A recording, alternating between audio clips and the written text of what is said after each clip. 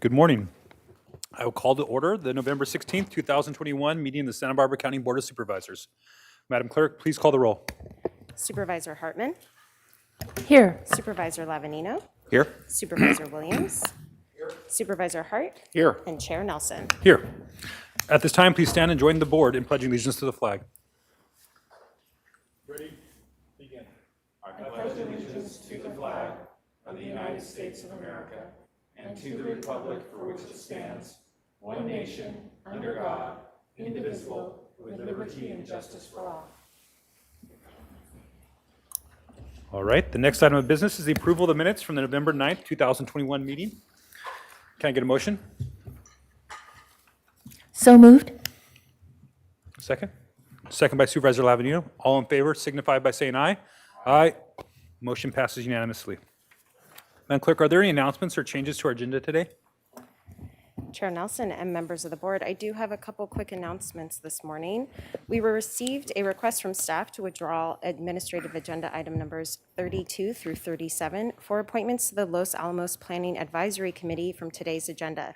Staff is not requesting these to be continued to another date, rather just be withdrawn, and the appointments will be brought to the board at a later date.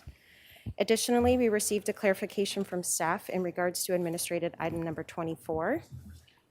Administrative item number 24 is from General Services, Public Works, Board of Directors, Flood Control, and Water Conservation District.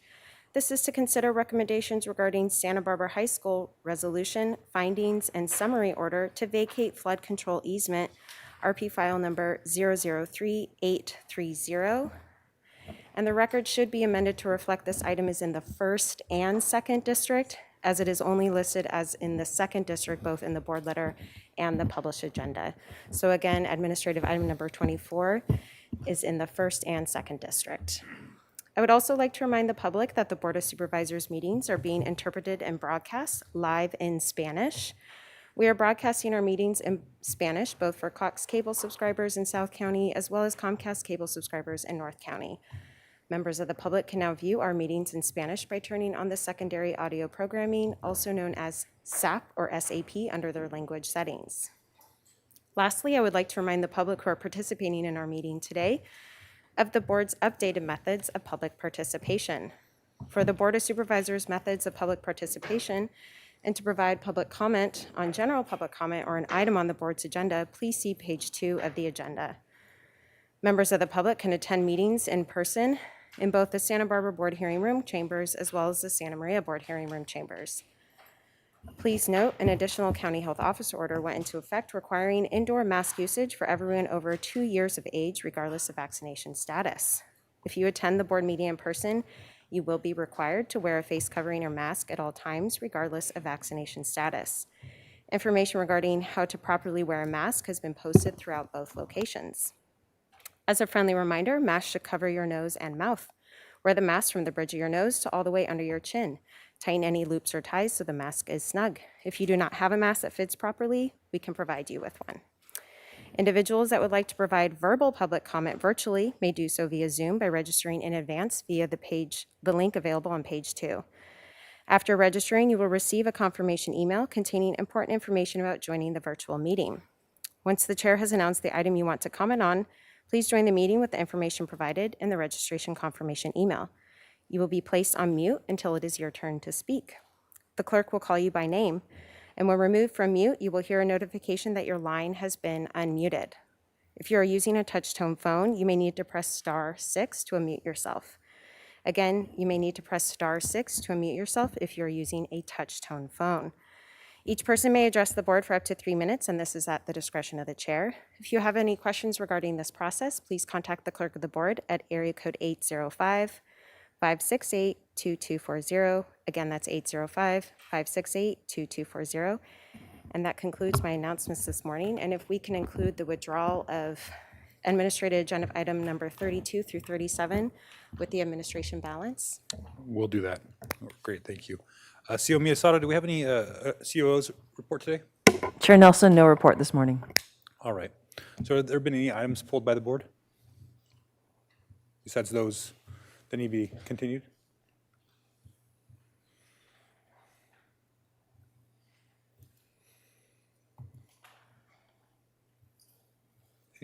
Sir.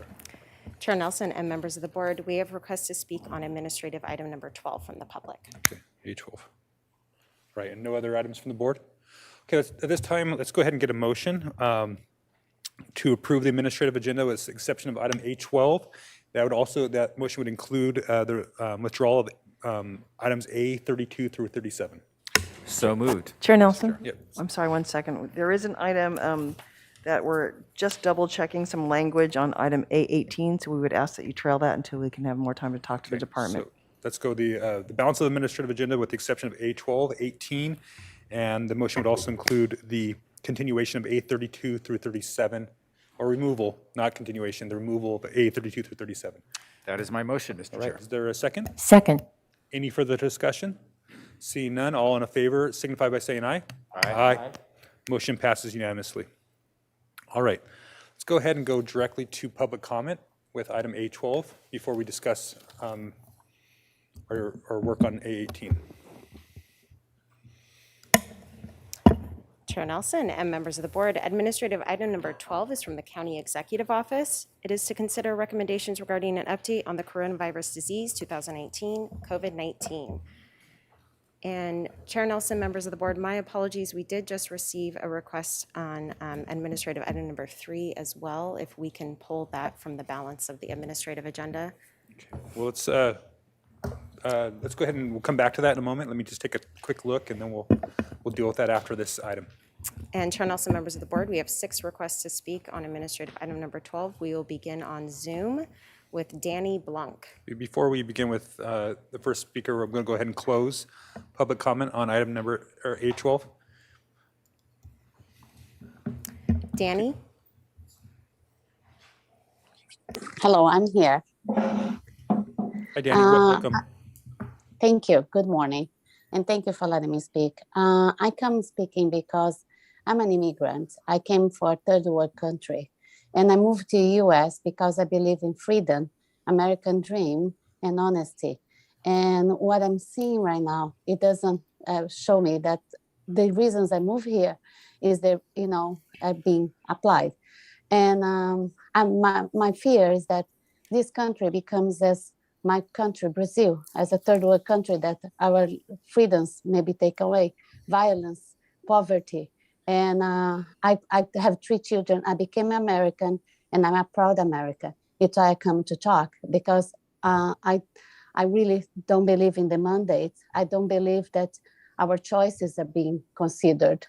And it's very sad for me. It's very heartbreaking, because I have 3 Americans, and I did an oath, and I want to follow that oath, and I'm proud to follow that oath. And that's what is my biggest concern. And I believe that I need to choose what it goes in my body, what I wear. I believe that I have the right to breathe fresh air. I have the right to fight for what I think is good for me and my family. And I'm very I'm very worried and sad what is happening with this at the moment. And it's why I come and talk. And I believe in honesty too. And sometimes I'm worried that there is a lot of corruption where that I come from. We had a lot, and when I moved here, I believe it didn't happen, and now it's coming to my knowledge that it may be happening here as well. So I just want to be like our choices be considered, and also when we come and we say things and people don't believe, I want to remind them I'm a Christian, and I want to remind everyone that Jesus came to tell the truth, and he was killed for it. And later on was proved that he was right, and his message lives until this day. And then when we come and we bring our points and it's called misinformation, it's very hurtful, because we may be telling the truth and later on may be proven. Truth is sometimes takes time to show up, takes time, but it always comes up. And I just want to make sure that I'm doing my job and fighting for my kids, for their freedom, for their civil rights, for their right to choose. That's all I need to say. Thank you. Thank you, Ms. Blanc. And we will remain on Zoom with Karen Murphy, to be followed by Maria Kessner. Karen? Welcome, Ms. Murphy. Hello. Sorry. Hello. Can you hear me okay? We can. Okay. Thank you. In my job, if my boss or coworker asked me for information related to my job and I said, I don't know, and they came back later and asked me the same question and I again said, I don't know, and this happened repeatedly, I would be at best considered unprofessional. It has been very frustrating to hear Mr. Reynoso and Dr. Ansord repeatedly reply, I don't know, to your questions on the protections against further COVID infection and spread in those with natural immunity.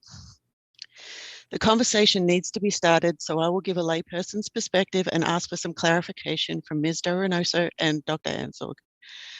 We have had recovered COVID patients longer than we have had the COVID vaccine, so we have a longer period of information on natural immunity.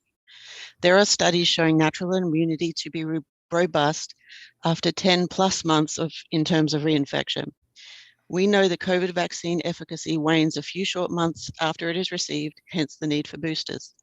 We also know their efficacy in preventing infection or reinfection is low shortly after injection, particularly with the Delta variant. What is the COVID reinfection rate in Santa Barbara County amongst the naturally immune? Natural infection exposes you to the entire virus, which gives a more robust immune response than a vaccine that exposes you to only one part of the virus. I read in the media months ago about a variant called Lambda that had a mutation on the spike protein that could make existing COVID vaccines ineffective. How is a vaccine that uses only a segment of the virus better at giving protection than exposure to the entire virus? And here I am talking about low-risk people. Florida has not had a significantly more per capita COVID deaths than California, despite their higher at-risk aged population and their rejection of oppressive mandates. And now they have one of the lowest case rates. Why are we continuing with what doesn't work and is damaging?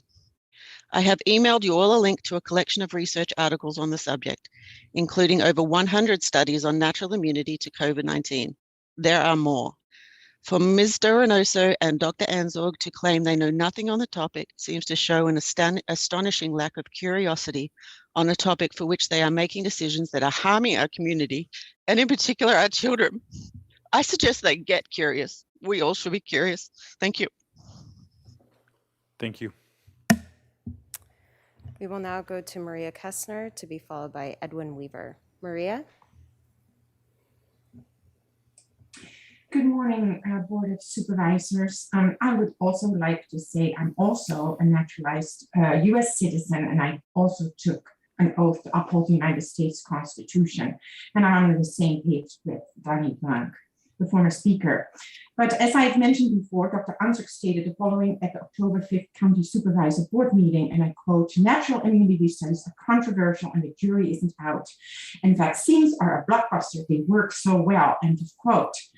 I sent you 81 studies at the time that show natural immunity trumping vaccine efficacy, which have increased today to 128 research studies affirming this, basically contradicting Dr. Ansord's claims, which are never backed up by any evidence, as our public records requests not only go unanswered, but are not properly followed up on either.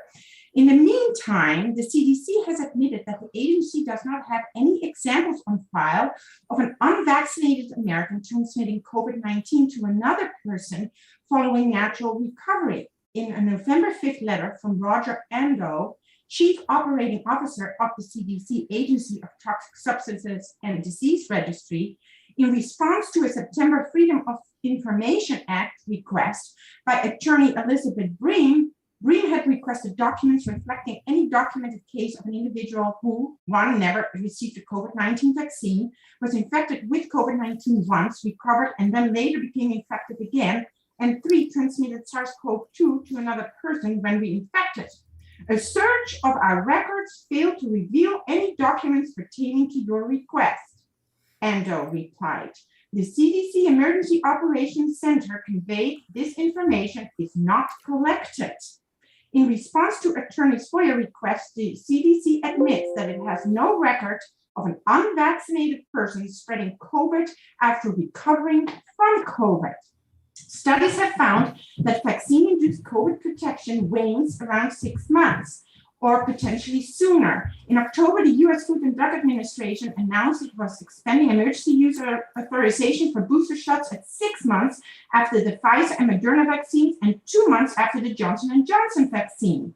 A Pfizer-funded study published in The Lancet last month found that at 6 months, the Pfizer shot's effectiveness against infection drops to 47%, and that its effectiveness against the Delta variant drops to 53% after 4 months. By contrast, a recent Yale study projected that natural immunity lasts 3 times longer than those benchmarks at 17 months.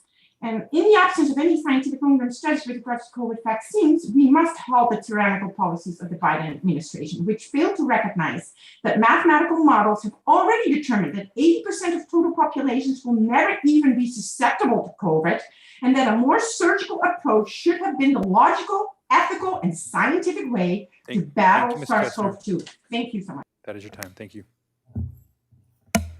We will now go to Edwin Weaver, to be followed by Dr. Amy Smith. Edwin?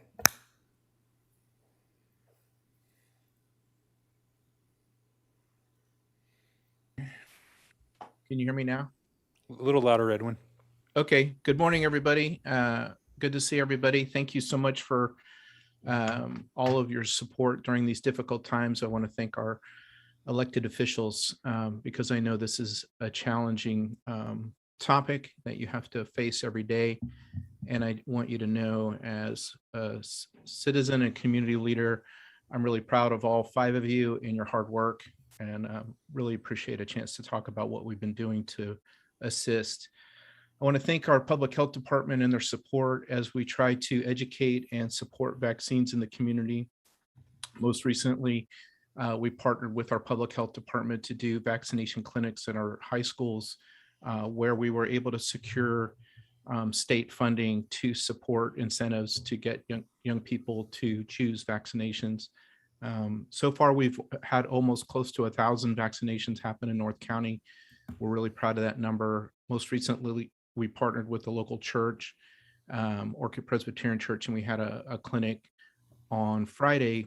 And one of the kiddos there, mom texted us and thanked us. And what she said was, my son is autistic, and the idea of getting a vaccination really scared him. And it was nice that he could go to a setting where he knows that he's loved by God, he's loved by the people at the church, and in a setting where he feels very safe that he could get his vaccination. And so we were very happy at Fighting Back Santa Maria Valley to support that opportunity for people to get vaccinated if they want to, and to help with the misinformation is out in the community. And so I just want to thank you, and thank you for your support of your public health officers as they work through this difficult time as well. And good luck with the decisions that you have to make. And let me know if there's anything we can do here to support you in your work. Thank you. Thank you, Edwin. And we will now go to our final speaker, Dr. Amy Smith.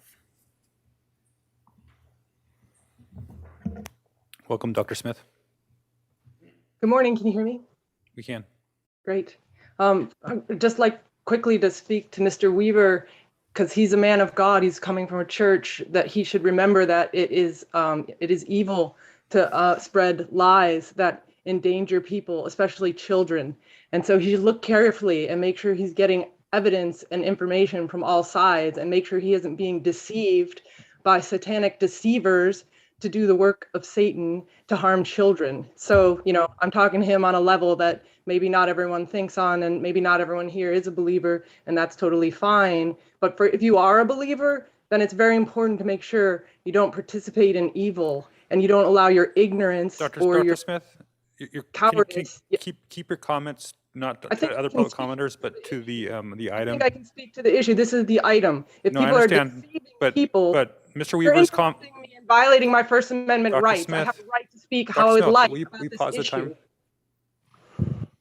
Dr. Smith, I'm asking you not to comment on another public commenter. I'm asking you to comment on the item. I absolutely want to hear from you. I'm glad for you to hear, but I think talking and speaking about an item not on the agenda, such as Mr. Weaver's comments, is not what we're doing here this morning. So if we can keep it to the item A12, you have 2 more minutes here on this, and then there's another item that you've pulled that I'm glad to hear from you. I'm not going to restrict your opportunity to speak. I just ask you respectfully to please keep it to item A12, please. Thank you. The person peddling in deception spoke about other commenters, such as myself, spreading so-called misinformation. And I'm responding to that and appealing to everyone who does believe in God and fighting evil to not participate in the deception that will enable the enticement with that speaker is participating in of children into taking a treatment that is not necessary for an emergency, that is not emergency anymore, and that has a very high risk of killing more children than protecting because of the impact of myocarditis. Stop, Dr. Smith. Okay, Dr. Smith, I think you're gone beyond what we're talking about on A6 or A12 here. We're going to go to once we're done with this, we'll go to item A3, which you can speak on. I think the comments that you have are more appropriate for public comment, which is later in the meeting. I will absolutely give you the opportunity to speak, but if you want to speak to A12, which is a receive and file, it was a report on the COVID virus. I've given wide latitude to go beyond just the receive and file of this report on this for quite some time, and I'm going to continue to do that. But I will ask you respectfully to respect this body and where we're going as a board here on this, and try to focus. So I'm done with Dr. Smith on that item. She will come back on A3 in public comment likely. But that's, I believe, our public commenters on item A12. Is that correct? Yes, Chair Nelson and members of the board, that was our final speaker on administrative item number 12. All right, thank you. All right. So with that, we don't have a presentation on this item. This was a receive and file. Any further discussion from the board? Okay, seeing none, can I get a motion to approve A12? So moved. Second. Okay. And Chair Nelson, members of the board, that just for clarification of the record, that is to approve staff recommendations A through G. The makers of motions, they're nodding their heads. Yep. Okay. All in favor signify by saying aye. Aye. Motion passes unanimously. All right. So we have item A3, that late speaker. I'm not going to go ahead and bring it back for a new motion, but I will allow for public comment. And again, I asked the public commenter to keep their comments specific to the item on the agenda. Chair Nelson and members of the board, administrative item number 3 is from Behavioral Wellness. It is to consider recommendations regarding a first amendment to the Behavioral Wellness staffing contract with Jackson and Coker Locum Tenens, LLC, fiscal year 2021 through 2022. And we have one request to speak on this item, and that is Dr. Amy Smith. Dr. Smith, welcome back. That's kind of a disingenuous welcome, but I'll try to be polite nevertheless, despite the unfair and right violating treatment I'm receiving here. And I know about the public meetings and acts and the Brown Act. This looks to me like you're signing a contract about infectious disease control, and I hope that it would actually be based on evidence and science and not propaganda. That I'm very concerned about the health officer saying that, and he would be guiding your understanding about what appropriate measures would be. Obviously, if people are working, there's certain laws, or actually not laws, there are illegal ordinances in effect that they would be subject to from both OSHA and our county that affect employment or being in public spaces in this county. So, but they are based on misinformation and propaganda that is to serve a corporate agenda. And that is very troubling to me. And I point you out to an article from a professor at Harvard, S.V. Subramanian. He's from Harvard. It's from the European Journal of Epidemiology. The title says, "Increases in COVID-19 are unrelated to levels of vaccination across 68 countries and 2,947 counties in the United States." That's almost all the counties in the United States in this comparison, showing that vaccination level does not affect the situation of the disease status. And that means when Dr. Ansorg dishonestly says that it is an epidemic of the... Dr. Smith, I appreciate you trying to weave into this with what's going on with the COVID updates back into this item. This again is a First Amendment to the Behavioral Wellness Staffing Contract with Jackson Coker for locum tenens. If you can speak to that that's great. Otherwise, we have general public comment. You will have an opportunity to speak on general public comment. I am absolutely going to let you have a free-for-all for your 3 minutes as long as you stay within a reasonable boundary. But for this items, and the items on the administrative agenda, please help me run my meeting. It's a business meeting here. We're trying to accomplish the work of the people of Santa Barbara County, including our various departments, and I would really appreciate a little bit of cooperation here as we move forward this. I'm trying to be respectful to you, and I would ask for you to reciprocate that as we continue. So I'm gonna go ahead, and you still got another minute 22 on this item. If you can focus on this, I'm glad to hear from you.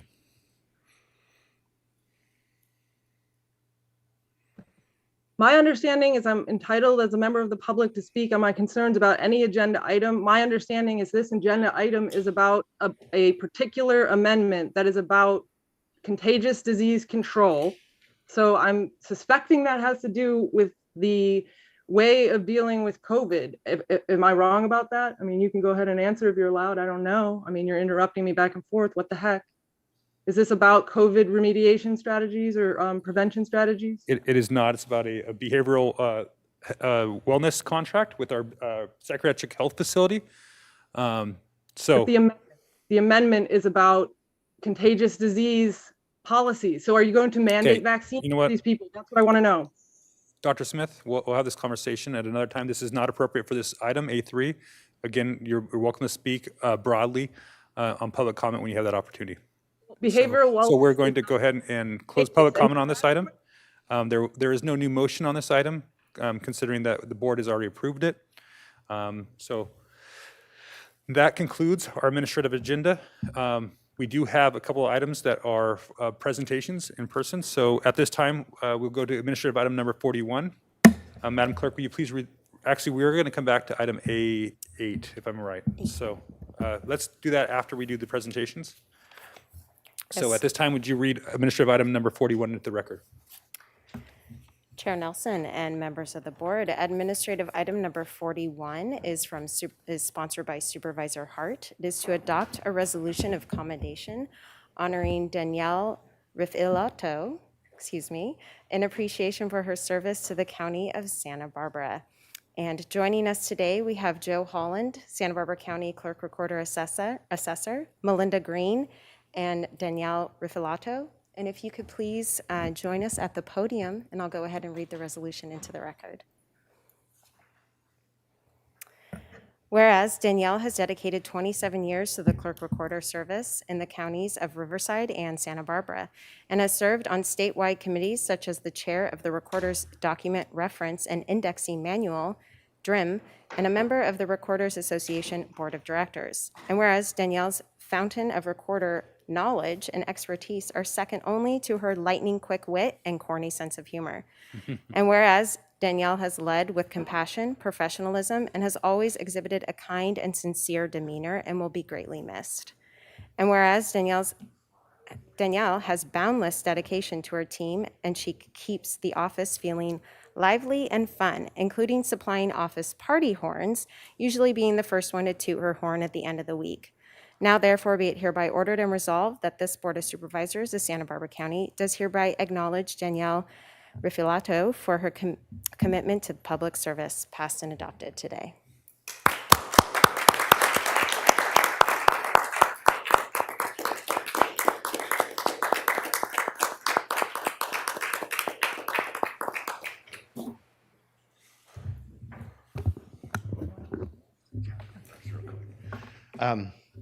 Hello, Joe Holland, County Clerk Recorder Assessor.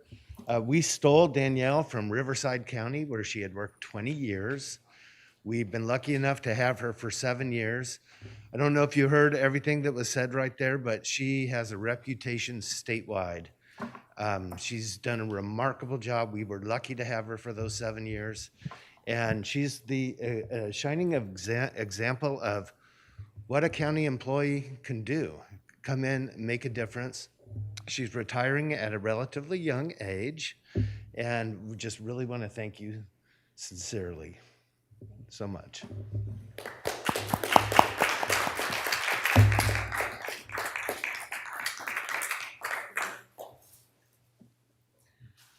I just want to say when I left Riverside County 20 years ago, it was a very emotional time for me because I had been born and raised in that county, and I actually had to leave my son behind. He was finishing school, and my husband behind, and I moved up here and established myself in the community.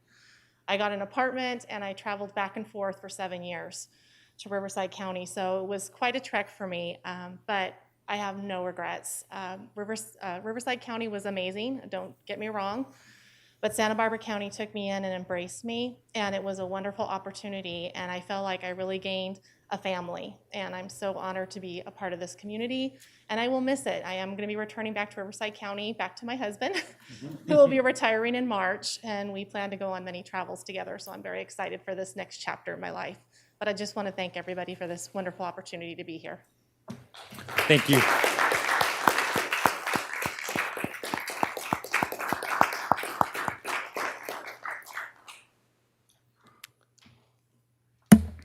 Our next item is administrative item number 42.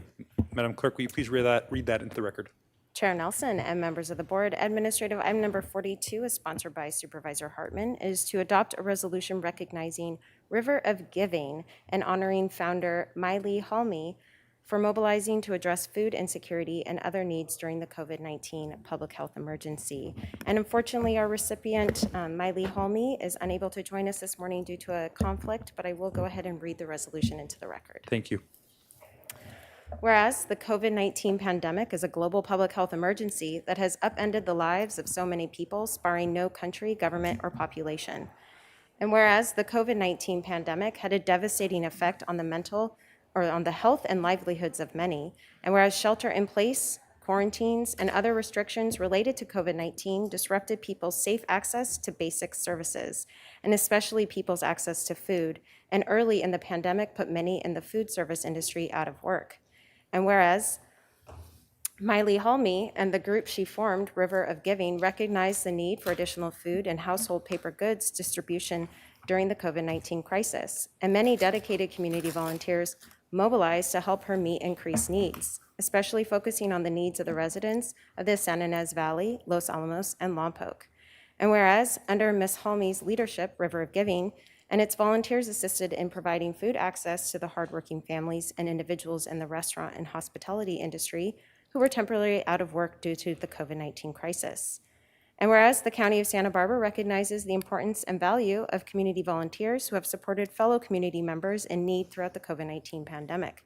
Now, therefore, be it hereby ordered and resolved that this Board of Supervisors proclaims that Miley Halmy and River of Giving be recognized for tireless and heroic efforts to serve vulnerable community members during the COVID-19 health emergency, so no community member went hungry or without necessary goods. Passed and adopted today.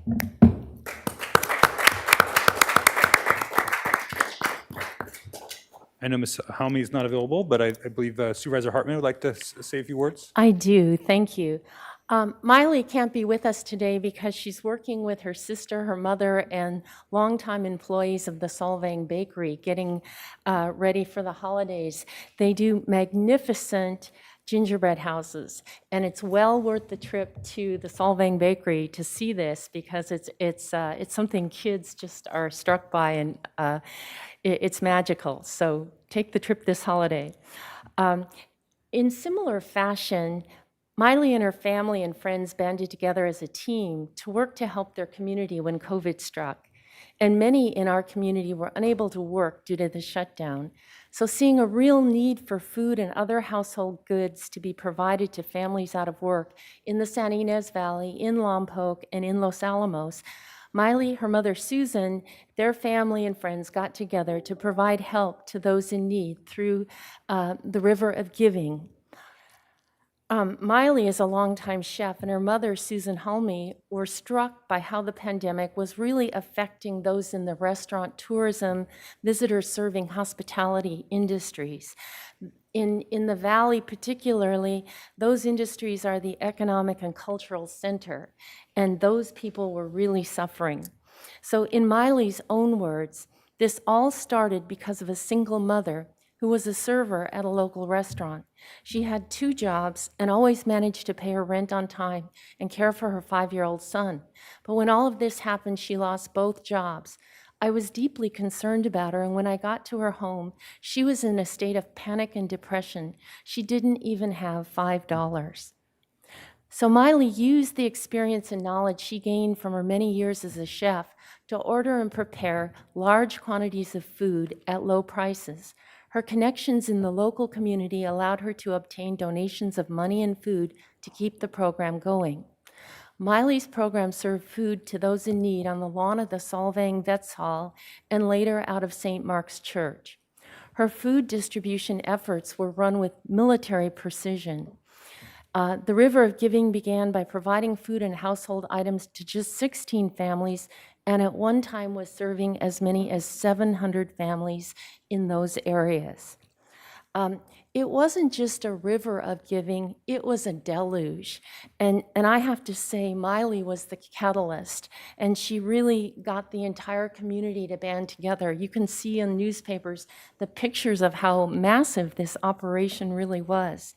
So when she and her mother began River of Giving, they were aided in getting the program off the ground by Carlene Jones, Ann Sullivan Lawrence, Rick and Jane Shucker Soto, Ann Padden Rubin, and Pam Nico. Guy De Mangione, the owner of the Berryman in Santa Barbara, was a generous donor. Some donors wanted to focus on providing diapers for babies. Other donors were adamant about making sure pet food was provided. It is a great privilege to honor Miley Halmy and her program, Rivers of Giving, and all those who've worked with her to step up and support families and individuals in need in the San Ynez Valley, Lompoc, and Los Alamos.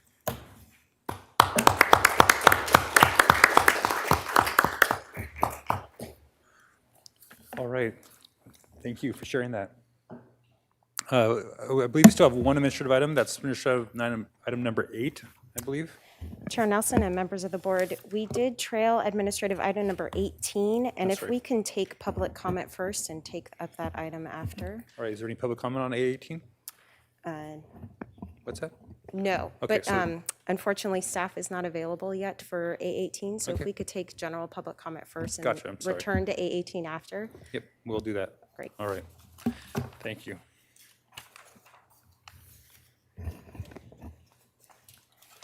Now is the time for members of the public to speak on items that are not on the agenda today. Madam Clerk, are there any requests to speak on general public comment? Chair Nelson and members of the board, yes, we have 5 requests to speak on general public comment.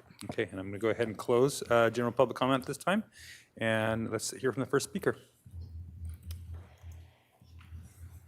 Chair Nelson and members of the board, we will begin on Zoom with Danny Blunk, to be followed by Maria Kessner. Welcome back, Ms. Blanc. Hi, I think actually I spoke on the general comment that I want to do. I want to do the COVID now. I don't think it's this one, is it? You spoke on COVID earlier is what the item that you were speaking on.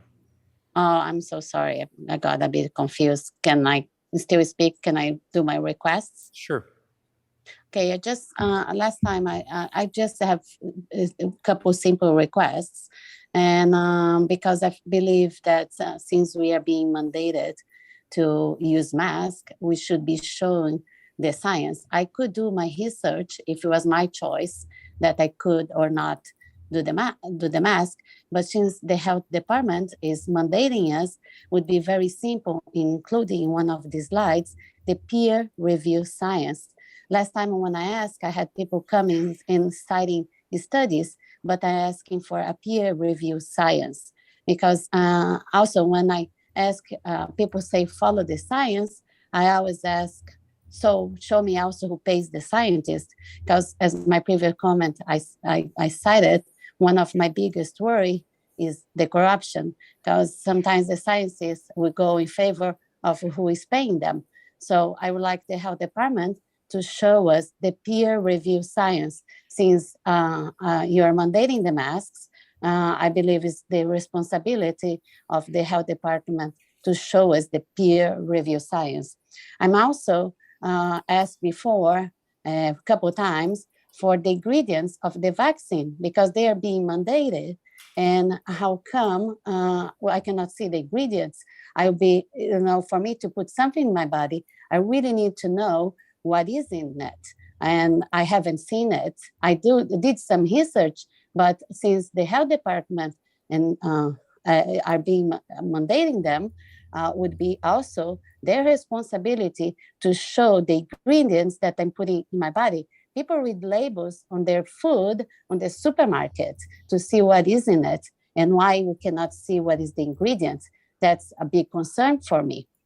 So that's another request that I'd like to see, because, before I decide, I believe there is chemicals in it that's not good for me.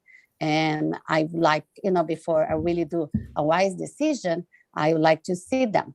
And so I would like to request that the doctors that are showing the slide with these COVID numbers, I will show this too, the peer review science for the mask, and also the ingredients for the vaccine. I think it's a very simple request because, if they're being mandated, I deserve to know. I deserve to do a wise decision, especially when it's also related to my kids and how I can trust if I don't know what is going to happen to the future of my kids in 5 years. Thank you, Ms. Blanc. Thank you. That's your time. We will now go to Maria Kestner, to be followed by John Olajink. Welcome back, Ms. Kestner. Good morning again, dear Board of Supervisors. I would like to quote directly from the Brown Act Handbook. The legislative body may not prohibit the public from criticizing the policies, procedures, programs, or services of the agency, or of the act or omissions of the legislative body, regardless of whether it implicates the performance of one or more of its employees. And so I want to come back to last week when Supervisor William lost his composure in response to a public comment that again mentioned citizens' arrest and equating it with kidnapping. He also conflated the support of First Amendment rights by other public speakers like myself as support for, and I quote, citizens' arrest, which is really a threat of kidnapping by force, end of quote. I do get to criticize Supervisor William.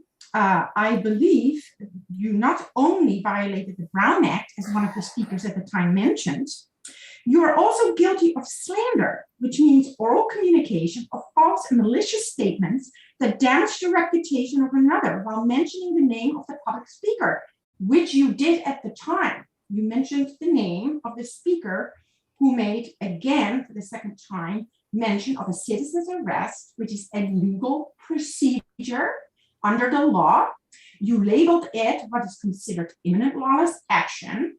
I had called you out the prior week that imminent lawless action is speech that is imminent and violent and very likely to be carried out, and that none of the comments that any of the public speakers have made met those parameters, those prongs of imminent lawless action. Yet Supervisor Williams continues to falsely accuse public speakers that come here to speak on a weekly basis as speakers that condone violence. This has to stop.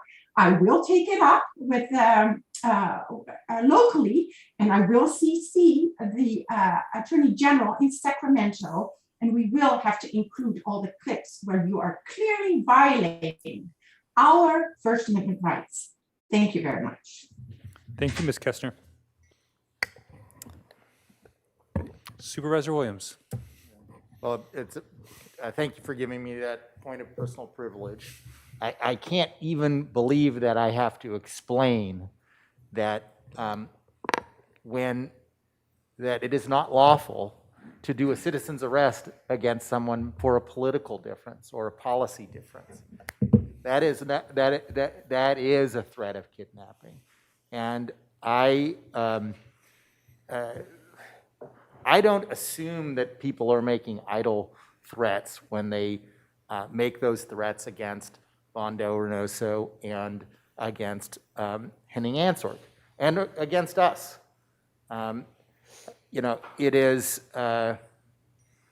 what I said is shameful is the fact that none of the public speakers that agree with the political aim of the person who made that threat are willing to in any way hold that person accountable for the threat of force.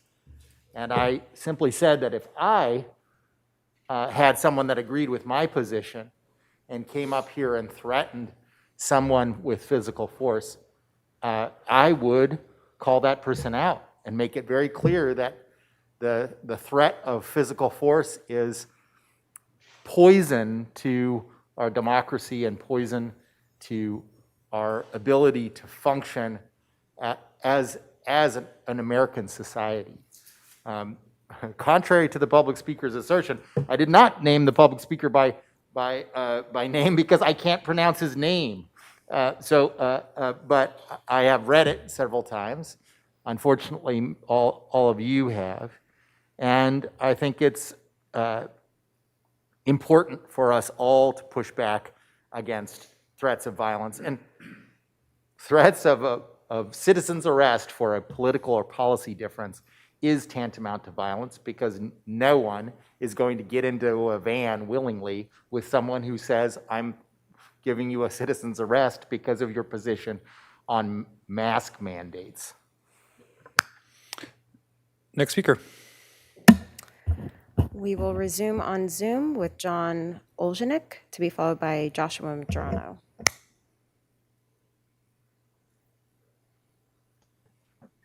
Good morning, Chair and Supervisors. My name is John Olenek. I'm the Caltrans District 5 Planning Manager, housed in San Luis Obispo. Of course, we have 5 counties within our district, Santa Barbara being one of them. I wanted to mention to the board today and to the public that we have initiated a technical study for wildlife habitat connectivity along Highway 101 in the Gaviota Pass area. And to that, we're establishing a stakeholder outreach group. The technical study itself will include independent from Caltrans, technical experts with our consultants, Jones and Stokes Incorporated. And then now this stakeholder outreach group that we're establishing is going to be a community-based group focused on the implementation, the really important piece of the findings of the technical study. So this stakeholder group, we've invited a diverse representation from adjacent property owners, from the Gaviota Coast Conservancy, the Coastal Ranches Conservancy, California State Parks, Fish and Wildlife, the Coastal Commission, Santa Barbara County staff, SBCAG, as well as both the San Ynez Band of Chumash Indians and the Coastal Band of Chumash Nation. We've had the privilege already of inviting these core stakeholder groups to our first meeting, and other representatives are going to be invited to subsequent meetings based on consensus of this group. And the study itself and our stakeholder group is going to last over the course of this next year. And our first meeting is planned for Thursday, December 2nd at 3 p.m. Via WebEx. And we're also privileged to have Supervisor Hartman join us there at that meeting. And input from the meeting will be provided then to the technical group to proceed with the studying. And the stakeholder group will continue to meet even beyond the technical results, because as mentioned, the developing strategies for the implementation of all the recommendations is a really important piece. So thank you for the time today and the opportunity to comment on this item. Thank you, Mr. Olenek. Supervisor Hartman. I just wanted to commend Caltrans for how responsive you are and how far you're going to reach out to stakeholders. It really means a lot to people in our community. Thank you, Supervisor Hartman. All right, our next speaker. We will resume on Zoom with Joshua Madrano, to be followed by Dr. Amy Smith, who is our final speaker. Welcome back, Mr. Madrano. And Joshua, you have been unmuted on our end. If you can please unmute on your end and proceed with your comments. Alrighty, we will go to Dr. Amy Smith, and then we will return to Joshua Madrano. Dr. Amy Smith? Yes, it's not what I planned to comment on, but given the behavior in this meeting, I'll be discussing the issue of running the county meetings and the county governance, and whether it interferes with our First Amendment rights, and whether lawlessness is important to our elected leaders in this time of COVID. And if COVID is affecting people's behavior, or the panic mindset and making them act irresponsibly and illegally. And if people are putting up with it or thinking they should get away with it, I would just like to educate Supervisor Williams that when he makes a leap to assume that a citizen's arrest means, trundling someone into a van and taking them away to an undisclosed location, he's exercising use of his imagination. A citizen's arrest was carried out in the state of Illinois for the Park Service, who completely shut down public comment because they were in violation of the law. And the citizens asked those people to remain there in the meeting unmolested without any physical contact. And they called the sheriff, and the sheriff actually came and took those people into custody, from my understanding of those events. No one touched anyone and no one threatened anyone. And the worst dishonesty of what, or at least misunderstanding, I can't say for sure it's dishonest, and maybe it's a sincere misunderstanding. And I think, unfortunately, the supervisor might be living in the fear mode quite a bit, and that might account for some of his inaccurate and arrogant statements. But the fact is, people who are violating the law are subject to a citizen's arrest. There is a mechanism for it in the law. It's not my tactic. It's not something I'm particularly interested in. But if you're going to lie to people and say that a citizen's arrest would be called for only for a political difference, no, that is not what that speaker said. He said you are violating the law and you are endangering people and putting people in harm not in accordance with the law. And that is dangerous. And that is the purpose of such a thing called a citizen's arrest, that people who are grossly violating the law can be, there is a mechanism for citizens to do something about that. It's not something I'm particularly into, but it exists, and it is not a threat of violence, and it is not over a disagreement about politics. So I know it's fun to play the victim and to not have to take responsibility for what you're doing by blaming others for doing something wrong. But as the elected officials, it is your job to guide our county through this very, very dishonest time, very deceptive time. And once again, I would like to call for people to stop participating in propaganda about the nature of COVID, the nature of the threat, to justify abuse of people's rights, including their right to discuss in their own way about agenda items during the public comment. And it is very upsetting that people are willing to let their fear change their behavior and not feel like they have to be honorable in their dispensing of duties. And I would ask everyone to examine their conscience, and if they do actually believe in God, to be trying to work to live ethically and honestly, and examine critically and carefully. Thank you, Dr. Smith. That is your time. And that concludes general public comment. Were we not able to get Mr. Madrano back? Oh, excuse me. Yes, thank you. We will now return to Joshua Madrano.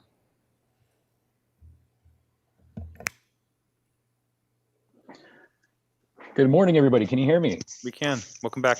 Fantastic. Thank you so much for having me back here. As stated, my name is Joshua Madrano.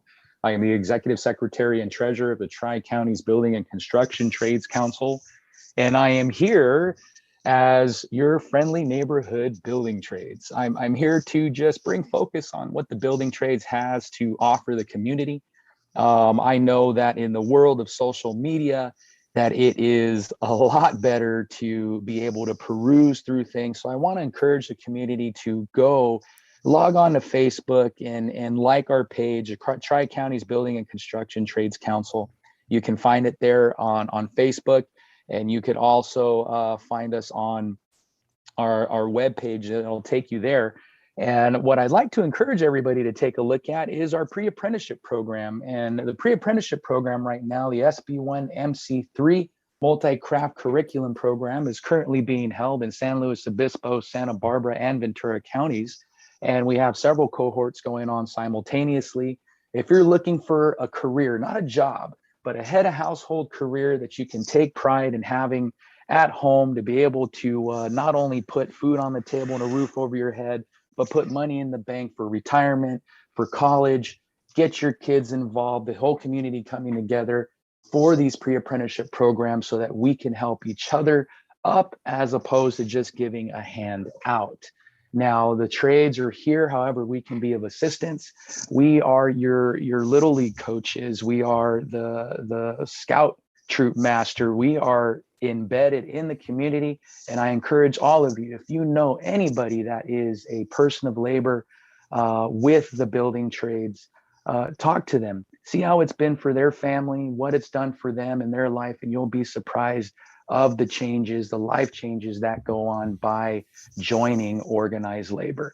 So with that, I will excuse myself. I appreciate everybody's time. And again, I encourage you to go online and do your own research with the Tri-Counties Building and Construction Trades Council of San Luis Obispo, Santa Barbara, and Ventura counties. And to this board, we appreciate your hard work and keeping the community in focus while you maintain order of business. So good luck with the rest of your meeting. Appreciate your time. Have a great day. Thank you, Mr. Medrano. Thank you for that public comment, and I added you on Facebook, so we're good. And that now concludes general public comment. All right, so I believe that we've corrected A18, and we are able to let's read that item into the record and make the correction that we need to before approving that item. Yes, thank you, Chair Nelson and members of the board. Administrative item number 18 is from Fire Board of Directors in the Fire Protection District. It is to consider recommendations regarding consent to the voluntary transfer of district ambulance transport responsibilities and authority to the County of Santa Barbara in New Cuyama, exclusive operating area 3. My understanding is there's been an amendment to the resolution that is now available online, as well as in the back of the room at both of the hearing rooms and up here at the board. Is that correct? Chair Nelson and members of the board, that is correct. The clerk of the board has made available online and in the back of the room a revised resolution for the record on administrative item number 18. Okay, if there's any discussion from the board on that or any concerns, is there any public comment on this item? Chair Nelson and members of the board, we have no requests to speak on this item. All right, I'd be glad to take a motion to accept the revised resolution in item A18. So moved. Second. Any further discussion? Seeing none, all in favor signify by saying aye. Aye. Motion passes unanimously. All right, so that concludes our administrative agenda and public comment. We're going to go ahead and move on to departmental item number 1. I believe we'll take a small break after 1 and then power through from there. Actually, where are we at? Yeah, let's go ahead and carry on with that. So we're going to go items 1 and 2 and then take a small break. So Madam Clerk, will you please read departmental item 1 into the record? Chair Nelson and members of the board, departmental item number 1 is brought to you by Community Services. It is a hearing to consider recommendations regarding the Commission for Women annual report. All right, welcome. Mr. Chapchin. Thank you, Chair Nelson and members of the board. Good morning. Once again, the Commission for Women has been very busy this past year. They continue to meet on a monthly basis via Zoom. They haven't let COVID stop any of their activities. Their success can be measured by the passion and determination to advocate for those in need. Today, you'll hear about the amazing work and accomplishments this past year of the Women's Commission. With that, I'd like to invite Commission for Women Chair Allison Wales, I think who should be there in person, to start the presentation.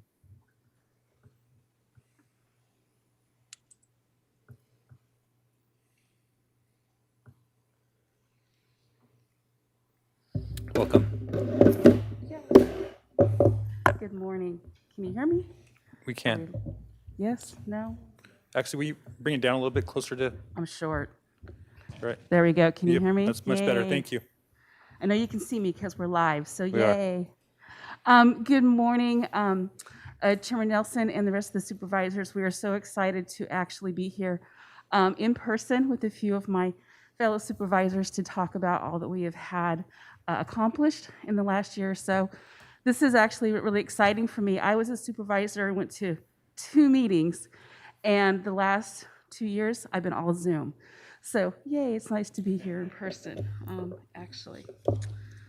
So with that, we'll get moving. Okay, let's see if we can actually do this. There we go, yay. So here we have some pictures of our actual retreat that we had in this past August, right before we could actually meet for a brief window, and we had a few people on Zoom to really talk about everything that we had accomplished during all of the COVID time and within Zoom, but also to reflect a little bit upon what the commission has been, and where we like to go, and how to continue to impact our communities and help our supervisors serve their communities as well. I was taken back is that I come from the North County Rape Crisis Center up in North County, and we were established in 1974. And the Commission for Women was established in 1973. A lot of good stuff happened back then. So it does seem like it was a world away, but I have to say that it's not so much so far away. While the world ebbs and flows, we still have a road ahead to continue to foster equality, equity, and inclusion, particularly for women of color who sit on that painful intersection of gender and race discrimination. These are the women that we don't always see in meetings. These are the women that are hidden in many ways, but serve us a great deal. And that is our goal, is to hear their voice and present their voice to you. Many in the years, this is a platform that many have taken up over the years, like the suffragettes that we celebrated last year. We gladly welcome others to the struggle to better our communities, to make sure that all women have a voice at the tables of governance. And again, I just like to reflect here a few pictures of where I was selected as chair and Stephanie Harrington as our vice chair. With that, I'd like to continue with our presentation with, let's see. We were able to, in January, the rest of the world was able to, had to have a virtual march, and we once again partnered and helped sponsor with the Santa Maria March in Santa Barbara, as well as the NAACP and several other organizations to help bring forth this virtual Women's March in collaboration.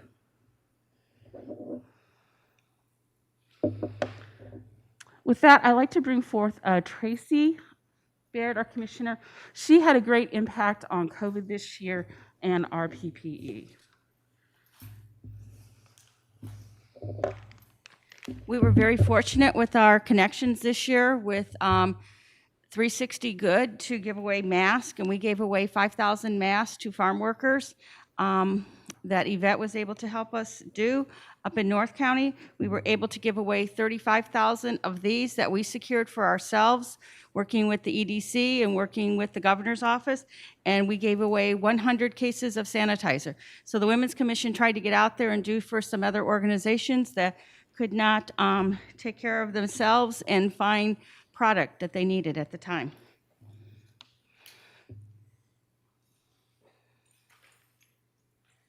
Good morning.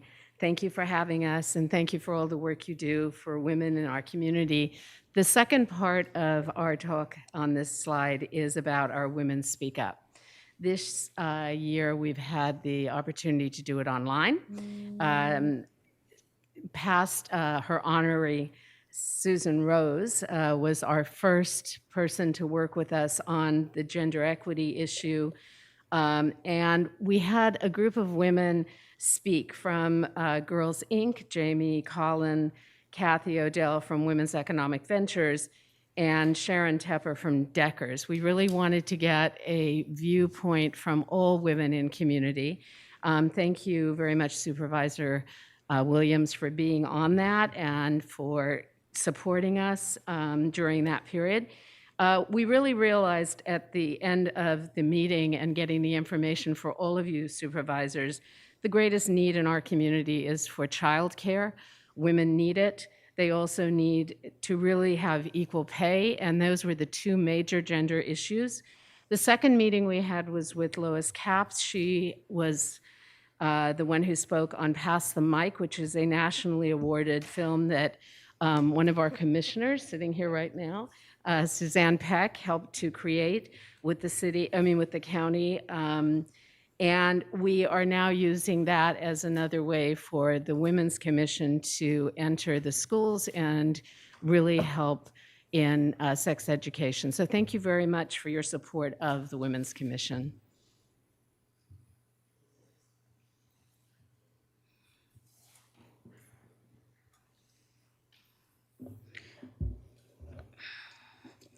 as we talk about where we're at, we did our annual awards.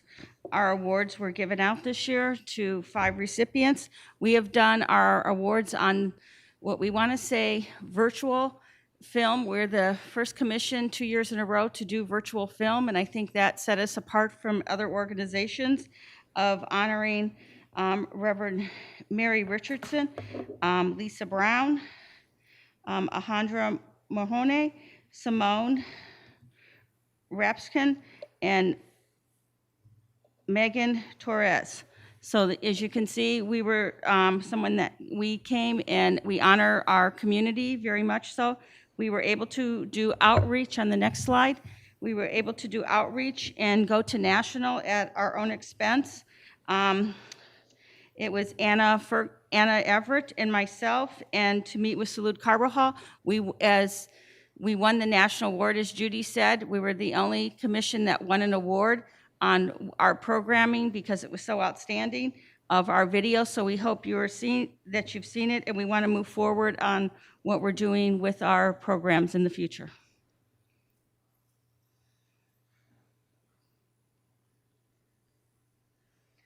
I'm going to back up a little bit and just say that with Anna and Tracy in Washington, D.C., it was a great representation of the county and the communities that we serve and what we're able to do.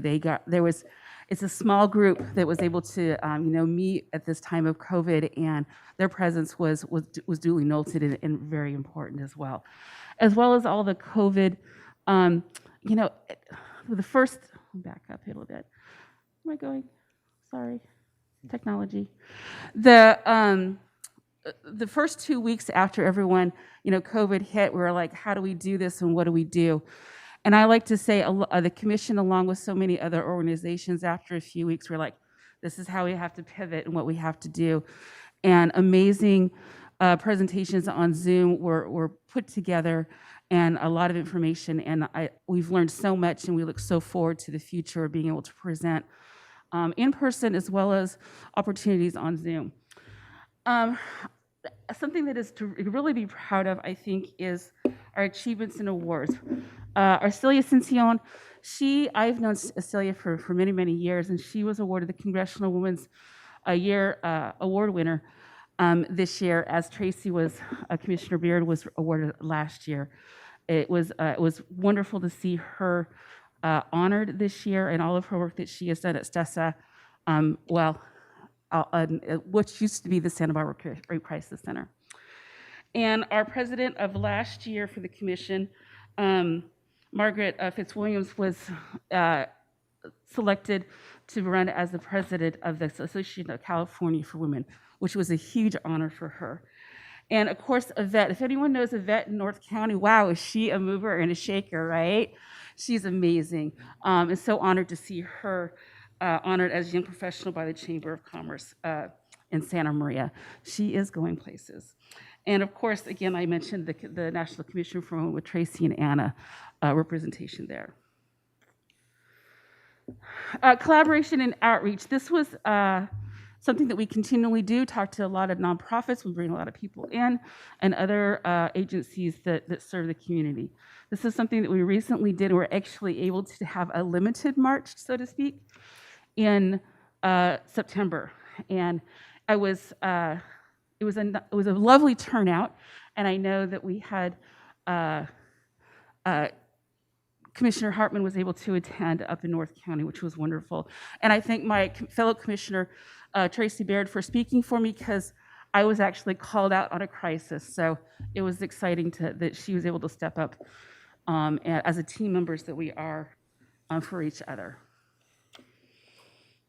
I don't know if you can see, I don't know how to do it. Is it there? Oh, I did it.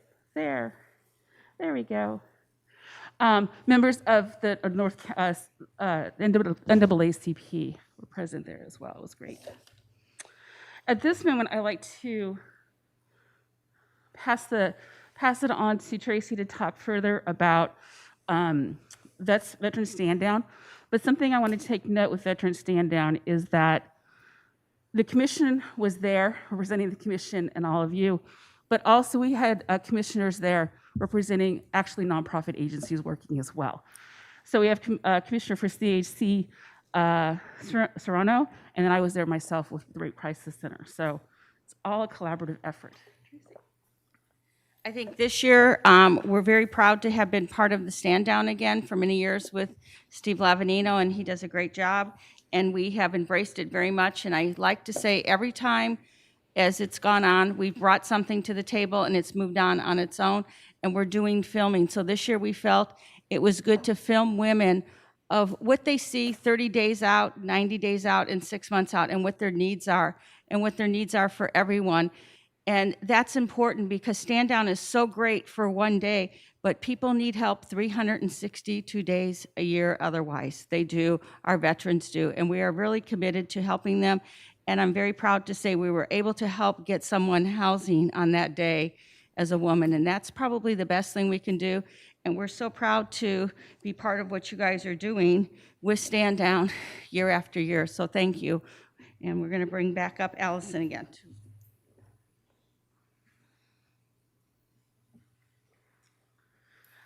We included this slide just to show just a small representation of who we actually collaborated with, attended, or have promoted through our social media, or actually attended or had at our meetings. Maddie's treasury box was a wonderful item that we had at one of our meetings to hear about her and help them connect up with various school districts and places in order to promote their coloring box. And again, this is just to represent, this is all we've done, right? I think we all have these pictures of Zoom and how many that we have to attend, but it also shows our resiliency as, I think, as a commission, as a community, that we're able to adapt and learn how to share our information to continue to grow. And here is our current commission. I like to thank Supervisor Nelson for appointing Jennifer Baird. Yay, we have someone for the 4th District, and we're excited and hopeful that we have 2 more from that district. I know that we have some commissioners that will be terming out soon, and so we will be coming forth to you to have suggestions of who we would like to have on the board. As the commission continues, one of the things that we're going to really focus on this year is on other commissions and boards in our communities. I've really tried to put out information to all of our commissioners about meetings that in their local areas, because we need to have a seat, right? Whether it be the library board or a commission in your local city. As someone once said, if a woman isn't present, the right decision may not be made at the board. And that's what we really truly believe. So we're going to promote that confidence and building to attend and to say, yes, I can do this, or yes, I can learn. You may not know everything about a subject, but that's the beautiful thing about being a woman. We figure it out, right? Also, at this time, I like to say that the women's vets is a big thing that we're going to try to figure out a way to reach out to. We're very fortunate in the North County, at the North County Rape Crisis Center. We have an amazing relationship with the, well, I guess it's Space Force now. I was going to say Air Force base. And we are unique because we've traveled across the country and know that our relationship is unique. We've had several male and female come into the center for counseling and services. And so we're going to see if we can find a way to find those hidden voices that are not speaking up and needing services from all of us. And also, I'd like to take this moment real quick to thank Ava. There you are. Bless you, my dear. This woman right here has helped us a great deal and helps me a great deal, and the commission, and I thank you so much for all of your assistance around. Anything else that any commissioners would like to share? No? Thank you. We are so happy to serve you and try to be your eyes and ears to the community that maybe you don't necessarily always hear. We're here for you, and I hope you call us just as much as we call you. And thank you. Well, I just want to thank Commissioner Chair Wells and all of the women commissioners who are here today. They do such outstanding work, and it's always a pleasure today when we hear the report back about the things that you're doing. You're not deterred by the challenges of the moment and the adaptation that's necessary to continue the work despite masks and COVID and all the things that we're all dealing with. But I particularly want to thank Commissioner Peck for her work representing the 2nd District. She has led the charge with the video work that you have done that has gotten national recognition. It is really an incredible achievement and accomplishment. And I knew Suzanne was the leading driving force creatively for that work. It's something that will transcend her time with the commission. I know her term is coming to an end, but I've always been grateful for the very close working relationship that we have and the collaboration that we've been able to develop over time, and just want to thank her for her service and really the contributions you've made to our community. Thank you. Thank you, Supervisor Hart. Supervisor Hartman, Supervisor Lavanino. Yes, well, I just wanted to say that I always look forward to this presentation, and all year long I see members of the Women's Commission out in the community, whether it be at marches or various events, the Speak Out, Women Speak Out, those forums. So it's not like you're sitting in a table. You really are active in the community, and you really are our eyes and ears. And I just really appreciate what you're doing, and now you've got state and federal, national recognition for your efforts. So you're really the ideal commission. You're really the top commission, I would say, in our county. You're extraordinary, and I know you put a lot of work in this, and so we really appreciate it. Thank you, Supervisor Hartman. Supervisor Lavanino, then Dip Williams. Supervisor Hartman just laid it out to all the other commissions out there. Let's, yeah. Rivalry. I'm going to be hearing from Dan Blau, like, I thought planning commission. No, so yes, your work is, I'm glad that we do this every year too, because it reminds us exactly of how busy you are. And I do want to thank you for all the work that's been done at Stand Down and continues to be done. As well as, I was just looking through some old things yesterday, and I happened to run across, I forgot, maybe it was up here, but I didn't see it, was the event that we had at Hancock College to get young women more involved in what exactly is going on in the world of, public service and those types of things. And it made me prepare for that meeting. One of the things I did was looking at the county and how many women we have in positions of leadership. I mean, starting right here with Mona as our CEO and Terry Mosnisich, and started going through, and our county council, started going through our entire organization. And it was amazing how many women we have leading our departments, some in what some would consider more traditional positions, and then some, that are definitely crossover. And it's just really interesting. It's, and of course, our very own Supervisor Hartman does a great job representing the view of women. And so just thank you, appreciate you. I'll put you in our top 3 so that other people don't think that maybe they're in there too, who knows? We'll take that. Thank you, Supervisor Lavanino. Supervisor Williams. Well, what I was going to say, what sets you apart without picking favorites, is the level of proactivity. Right? I mean, you guys really make a very good effort to highlight and bring issues to the fore that are of importance to our county's women. And I know, as a former organizer, I know the challenges of trying to bring in new people into that discussion. And I know that's your deepest yearning.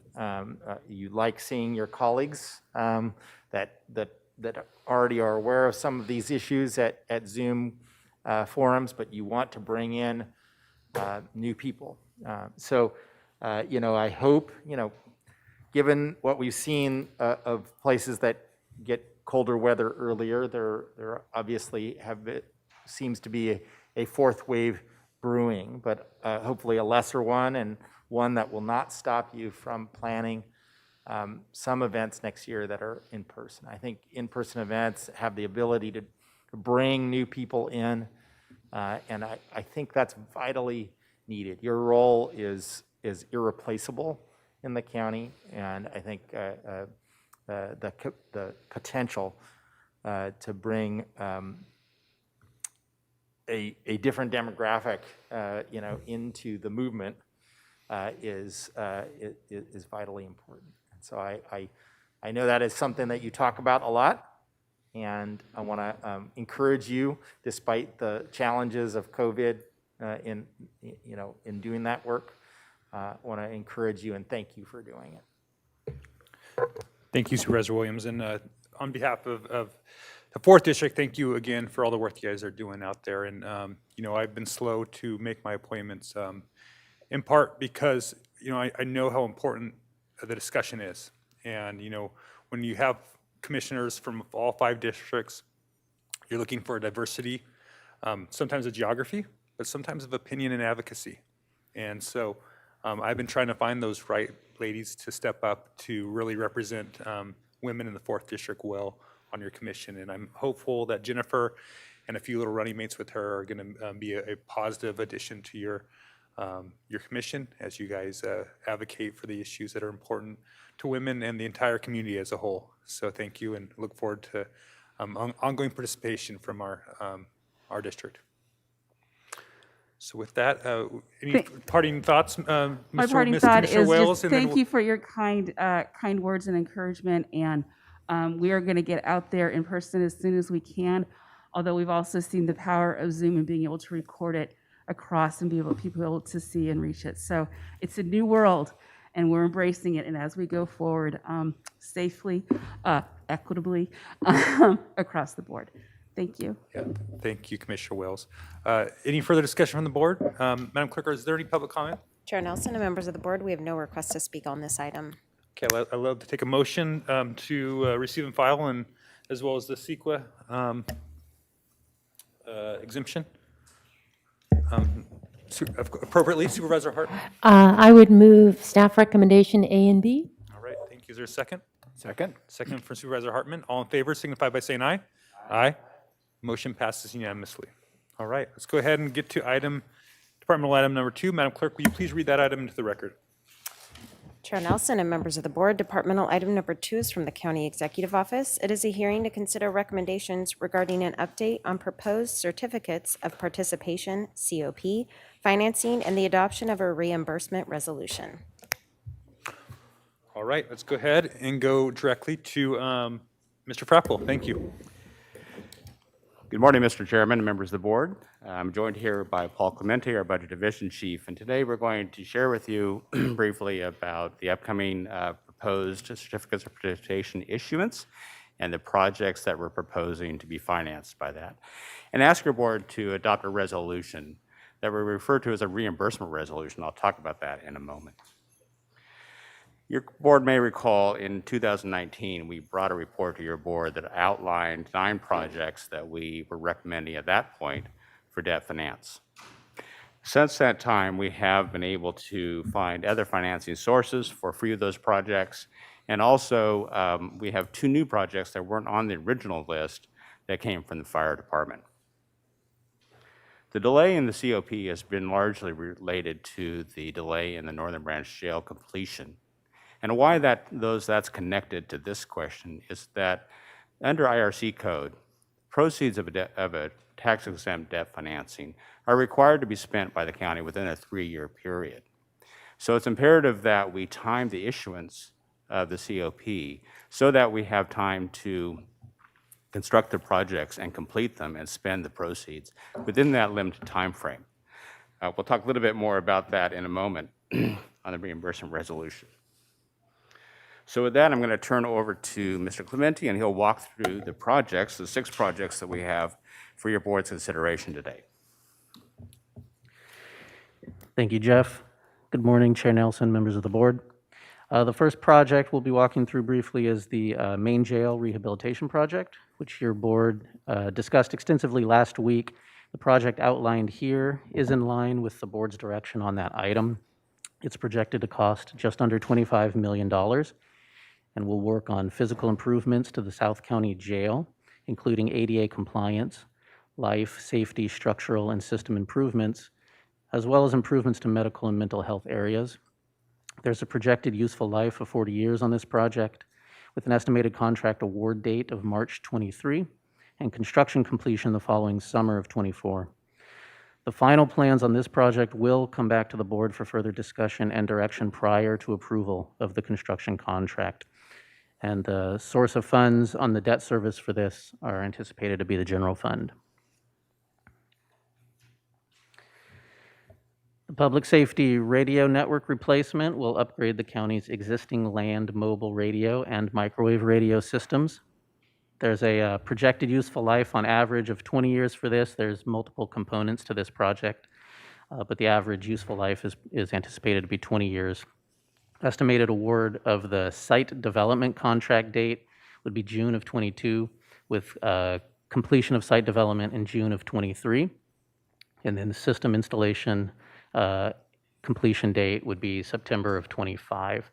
Total project cost for this would be $46.5 million, only $15 million of which is anticipated to need to be financed. And the source of funds for the debt service on this project would be the general fund. The Kachuma Lake RV Park renovations project would renovate and restructure approximately 100 RV sites with upgraded utilities and facilities, including water and sewer. It has a projected useful life of 40 years. Estimated award of contract date would be September of 23, and construction completion the following summer, June 24. This project is anticipated to be about $16.25 million, and the entire project is anticipated to be financed. General fund would also be the source of this debt service.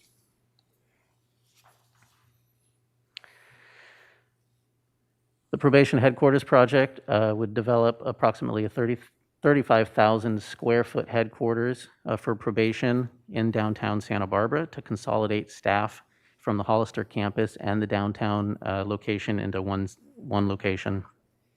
As well as a main goal of this is to cease using facilities that are currently over 70 years old, which have deep energy and water usage inefficiencies. The design plan for this new building would be zero net energy. It's got a projected useful life of 50 years, with contract award date anticipated in June of 23. Estimated construction completion for this project would be October of 2025. And again, the general fund is the estimated, anticipated source of debt service. The next project is to build an 8,200 square foot regional fire communications center for fire and medical dispatch, as well as to renovate the Joint Information Center at the county EOC. This project has multiple components, but an average useful life of 40 years. The estimated award of construction contract date is November of 22, with completion in April of 24. The source of funds for this debt service would be 80% for the fire district and then 20% coming from the general fund. This is a $13 million project with the entire amount anticipated to be financed.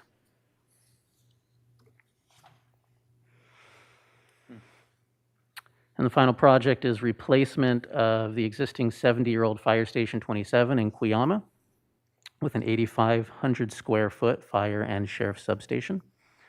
Useful life would average 40 years.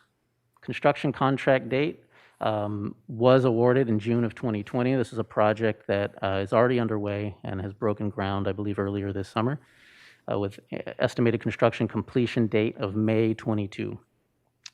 The estimated source of funds for this is the fire district. Total project cost is about $7.65 million, with $7.15 anticipated to be financed.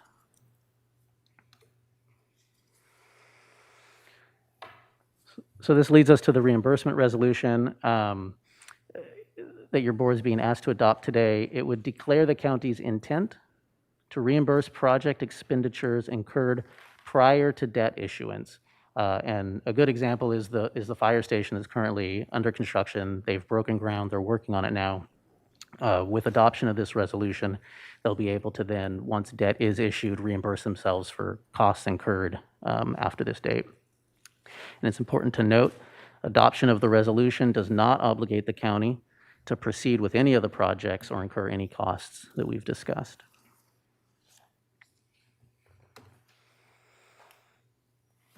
So our next steps are to, staff will continue finalizing solid project cost estimates. We'll have a formal kickoff with our financial advisors that will be working with staff over the next year to develop the ultimate debt issuance package. And we'll go to the DAC for review and approval of financing documents prior to returning to the board for final approval. And our recommended actions today are to receive and file this update on the proposed capital projects to be financed through the COP, adopt a resolution authorizing the reimbursement of expenses incurred in conjunction with the proposed projects from the proceeds of the COP financing, and to make the CEQA determination that the above is not a project. All right. Thank you, Mr. Clement. Questions from the board? Supervisor Hart. When we originally talked about this, I think we were aiming in the $100 million range. And then if you look at what the general fund allocation is for these projects, it's more like 95-ish, I think, if I did the math right. So was there consideration given to, using that capacity? I know interest rates are increasing, so it may just all cancel out.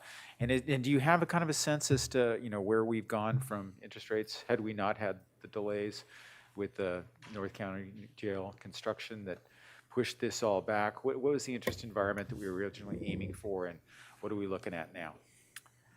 Thank you, Supervisor Hart, through the chair. So the interest rate environment continues to be at historical lows. So we're really positive in that regard. We've lost some ground as we've seen interest rates ebb up just slightly. But within the tax-exempt market, those rates don't tend to fluctuate as much. And so while you're seeing interest rate environment in the taxable market, so if you ran out to borrow, a home mortgage or something, you're seeing more kind of upward movement in those rates. In the tax-exempt rates, we haven't seen the same relative growth. So we're still in a strong, i.e., low interest rate environment. I think we were targeting about a year out. Again, we have to time the issuance with respect to spending the proceeds. So we're probably about a year out from actual issuance. It's hard to difficult, impossible to predict where we'll be in a year, but I think that as I look back, the first COP that I was ever involved in, the fixed interest rates were about 12%. Now, we issued variable and we paid about 1.6 over 20 years as an average interest rate, but that just kind of shows you, from my perspective, we're in great rate. Your question also related to the capacity, right? When we were first in 19, talked about the projects that were going to be ultimately backed by the general fund, it was over 100 million. That's come down some. We're still within about the same amount, $90-ish million, right? The two fire projects are paid for by the fire district.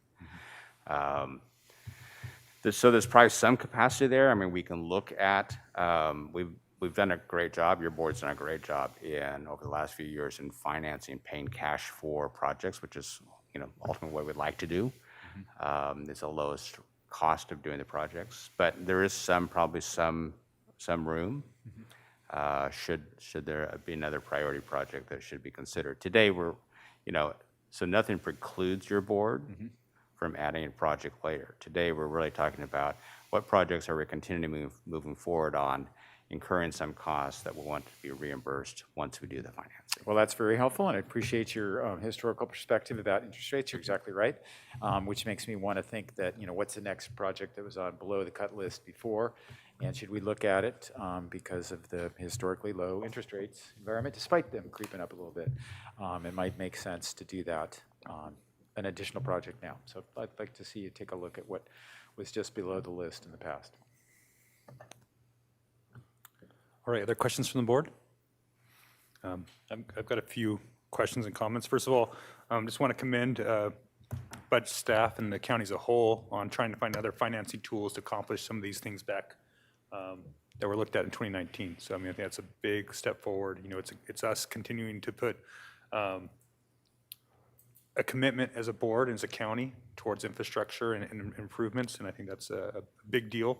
We're going to be opening up this jail. We've done Tahigas. I mean, we're tackling big projects in the county, and then we're going to go tackle another 100 million more, which is really exciting. So I'm excited about that because we have an aging infrastructure, and I think this, I'm hopeful in the future we look back and see that this error on this board has been to really bring about new growth and new opportunities and new buildings. And so just wanted to give you guys kudos on that.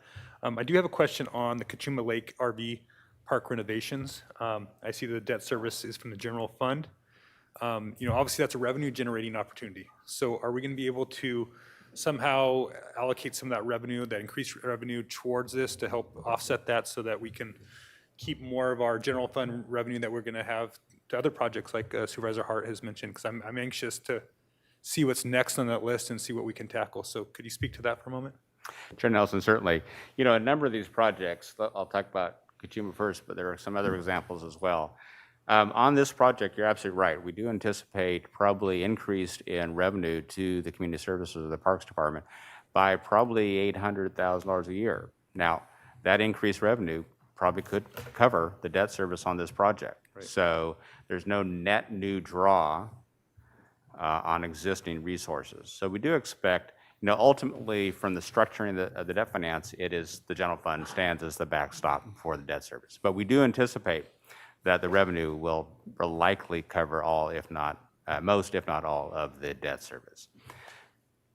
Consistent with that, when we're talking about the public safety radio system, and your board has set aside money in the budget to pay for largely the bulk of the project cost, except for the development of new repeater sites. So putting new towers and new equipment at new sites is largely what we're considering financing. But that financing cost, although will be paid, it really shared across all the users of the system, which includes the fire district, et cetera, besides just the general fund. But again, from a structuring of the finance, it's general fund backed, but we do think the source of ultimate debt service will be shared across multiple funds. So will we end up setting up some type of function, again, from that revenue, going back to Kachuma for a minute? Is that going to be coming from community services to fund that? Or, I'm sure I want to make sure I understand that a little bit better as we move towards that. Not that I don't mind community services having a windfall, because I'm sure we'll find some exciting place to put those dollars, but it does make sense, because I think we, to do more, we need to find some of these tools, and this is one of them. And as Supervisor Williams has been pointing out, with the solar projects and making sure the cost savings or that we get from that can go towards those projects is another exciting opportunity that I think we have ahead of us. So how are we doing that? Is it internal service funds? Is there some kind of other cost allocation that we work through with the auditor to accomplish that? I just want to get my arms around that. Chair Nelson, thank you for that question. So from a budget development standpoint, essentially mechanically what happens is that the CSD will show an increase in their revenue, right? To the extent they show that increase directly related to this project, we'll be able to reduce general fund contribution and then allocate that to the debt service, if that makes sense. It's just little budget mechanics there, but that's how that kind of will work. So do we end up have some kind of budget policy so that that's something that goes on and beyond, when, you and Paul aren't there anymore? Is that, how do we set that up? Is that, because I don't quite understand that. I want to, is that a resolution when that project comes before us? Chair Nelson, that's a really good question. And, it's something we'll be bringing back to your board next month, the budget development policies. I think we can probably craft, should your board give us that direction, craft some language that talks about, to the extent we're doing debt finance on projects that generate additional revenue, that revenue then, is used essentially to offset debt service. We could probably craft that for your board's consideration. CO?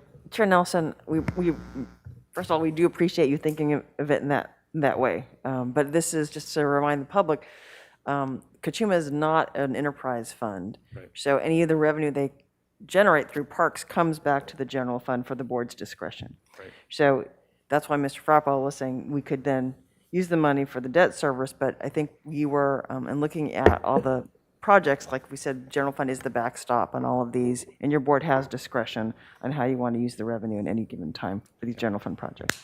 Yeah, so thank you for that, because I think that's important. I think that there's an idea here that it's really easy to say it's found money in the future, So I really encourage that we maybe have some kind of policy that comes back with our budget, policies that the board discuss, so that we don't get in that habit. I know in my own household, it's really easy to have something allocated towards something, and then, you move on and you kind of forget why those funds were there or what it was allocated for.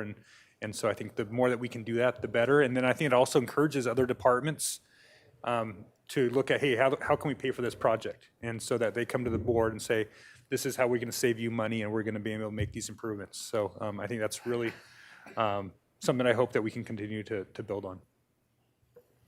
Supervisor Williams.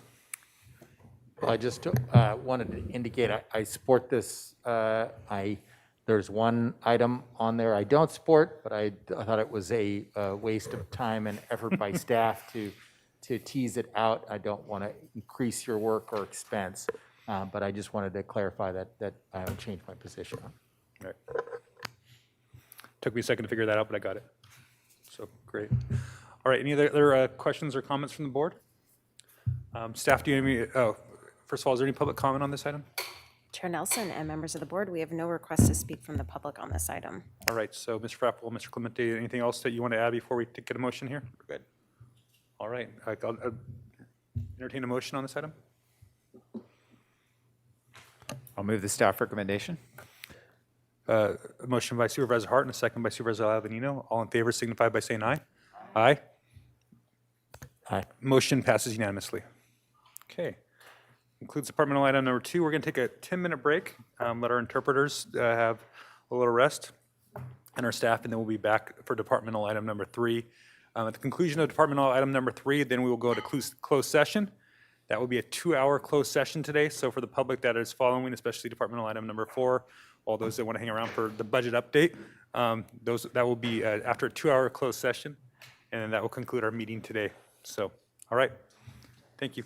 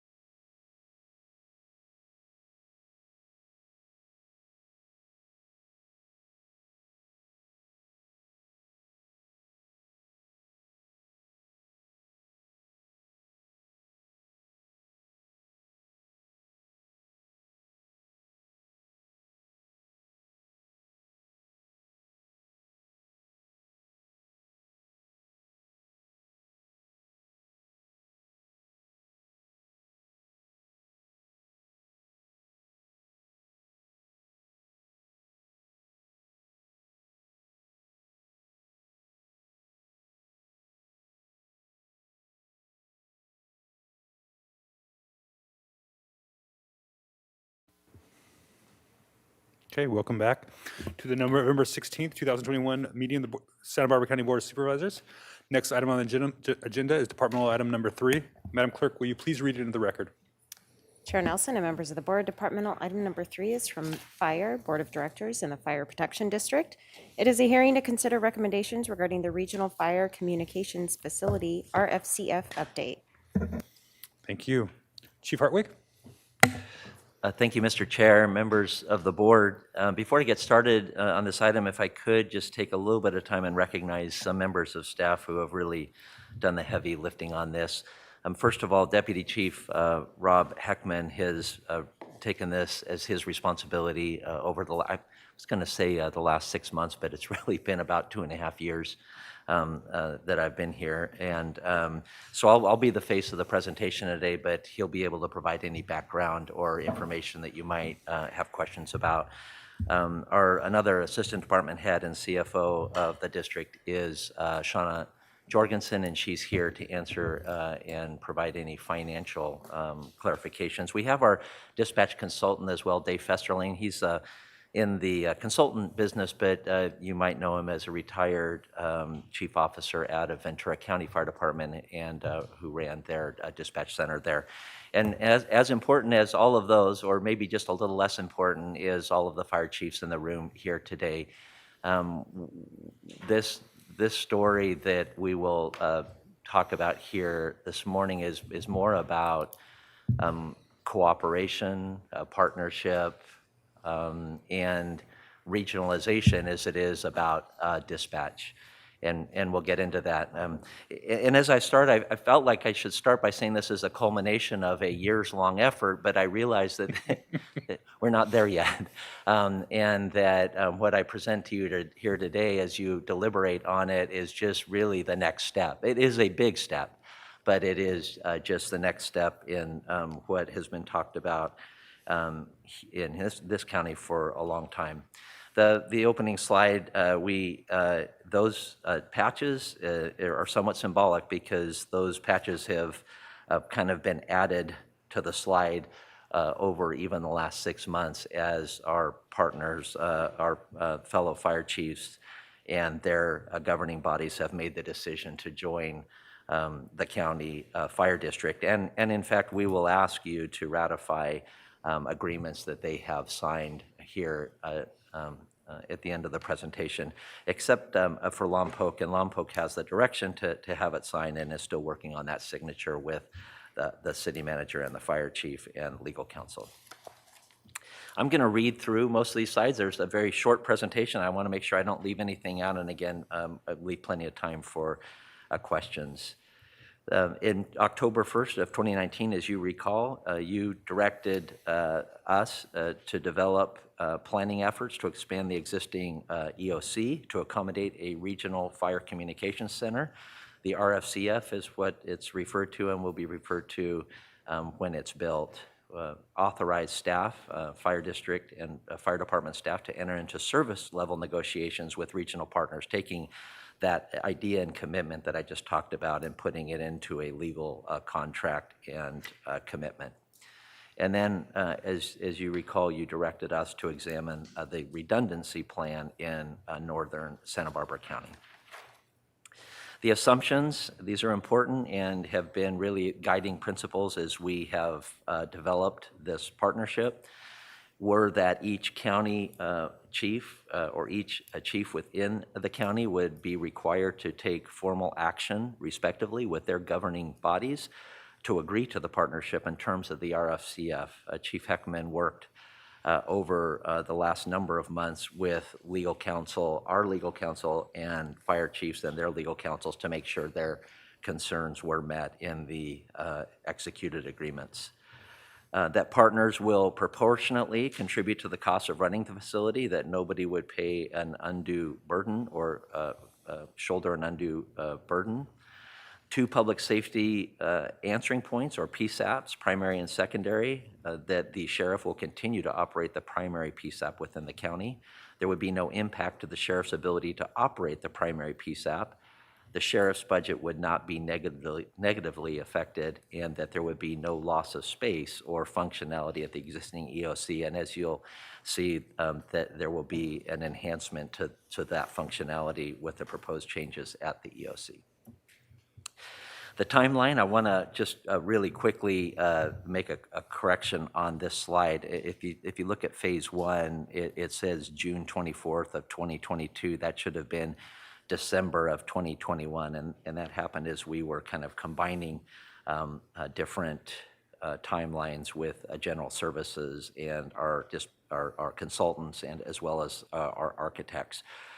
I failed to mention general services, and they're here in the room today. As you know, we work closely with them and will in the building of the center. So thank you to Jeanette and general services for being here as well.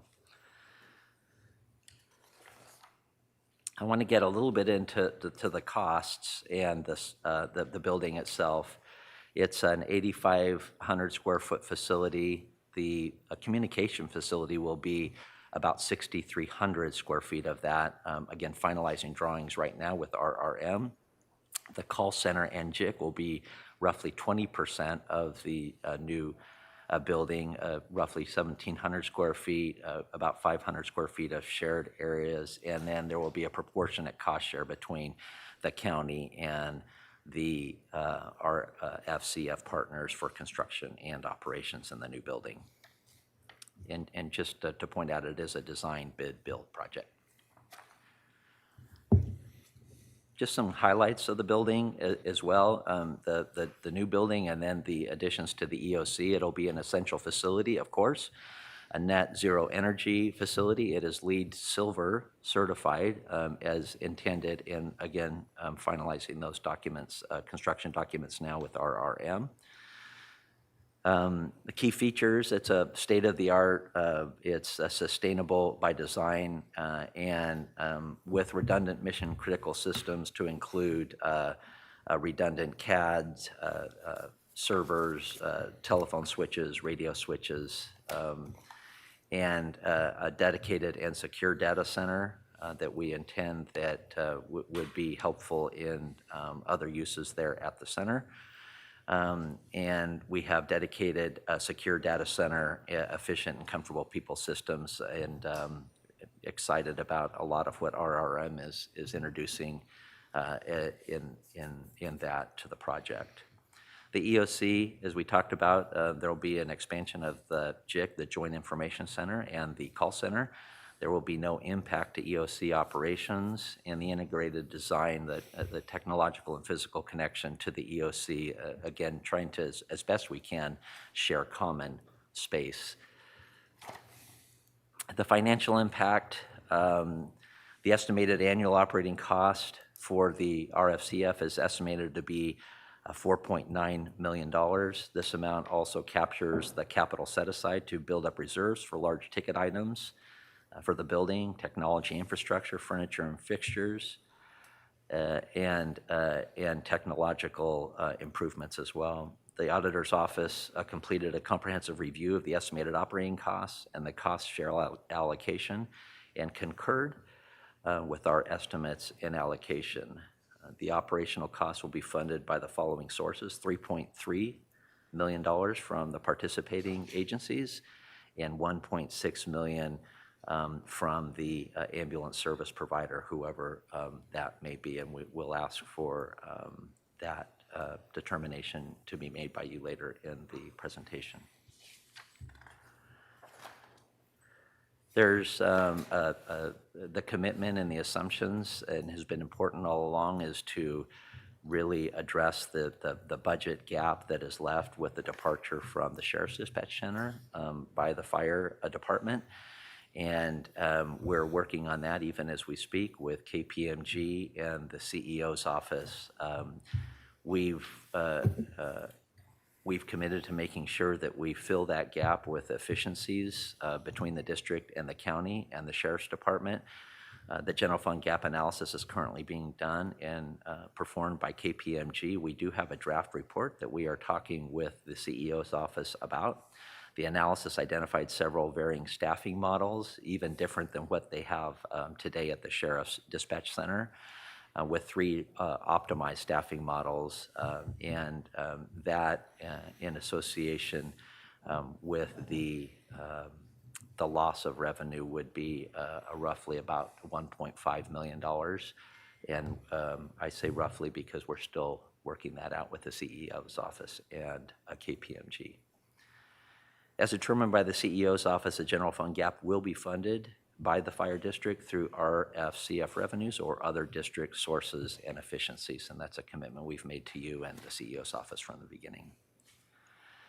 Recommended actions. We just 2 quick slides left, and we're going to ask you to make take some action as the board of directors for the Santa Barbara County Fire Protection District first, and that is to approve, ratify, and authorize the fire chief to execute cooperative dispatch agreements with partner fire agencies, Montecito Fire Protection District, Carpinteria Summerlin Fire Protection District, City of Santa Barbara, and City of Santa Maria, as well as, since this slide, the City of Lompoc. Authorize the fire chief to enter into, on behalf of the Santa Barbara County Fire Protection District, an MOU with a local emergency medical services agency that defines dispatch processes for ambulance services and EMD, or emergency medical dispatch procedure, and provide other direction as appropriate, and determine this action is exempt from California Environmental Quality Act, CEQA, pursuant to Section 1537 8B5, which are organizational or administrative activities of governments that will not result in direct or indirect physical damage to the environment. Mr. Chair, we'll also be asking you as the Board of Supervisors to receive and file the redundant public safety answering point conceptual plan and direct staff to focus planning efforts on the development of a backup PSAP with the City of Santa Maria, and to designate the RFCF, effective when it commences operation, to be the point of dispatch for the contract ambulance provider as permitted in the County of Santa Barbara Emergency Ambulance Agreement, Section 4, Paragraph 4.2, under dispatch requirements. Require budget neutral impact to the county's general fund for RFCF operations, and provide other direction as appropriate, and also determine that these actions are exempt from the California Environmental Quality Act, or CEQA. Mr. Chair and members of the board, that's all I have for the presentation, and I'm open to any questions. All right, thank you. Any questions from the board? Supervisor Hart? Well, I don't have a question. I just want to acknowledge all of the partners that are in the room. This is a really impressive turnout. I think we have almost every fire chief in the county. I know that Chief Cash from Guadalupe has multiple hats, and he's probably busy right now. But other than that, I think we have everybody. So the fact that Chief Hart, we talked about cooperation and regionalism is really significant, and it is the most important part of this project, I think. You know, the idea that we're all working together and that there isn't going to be any worry for residents about what asset's going to get dispatched most quickly to an incident. That is the foremost, most important thing that is going to be achieved by this project, is that we're going to really have the best response to any kind of medical emergency or fire emergency or anything that needs assistance from the fire departments, dispatched immediately through this new process and collaboratively.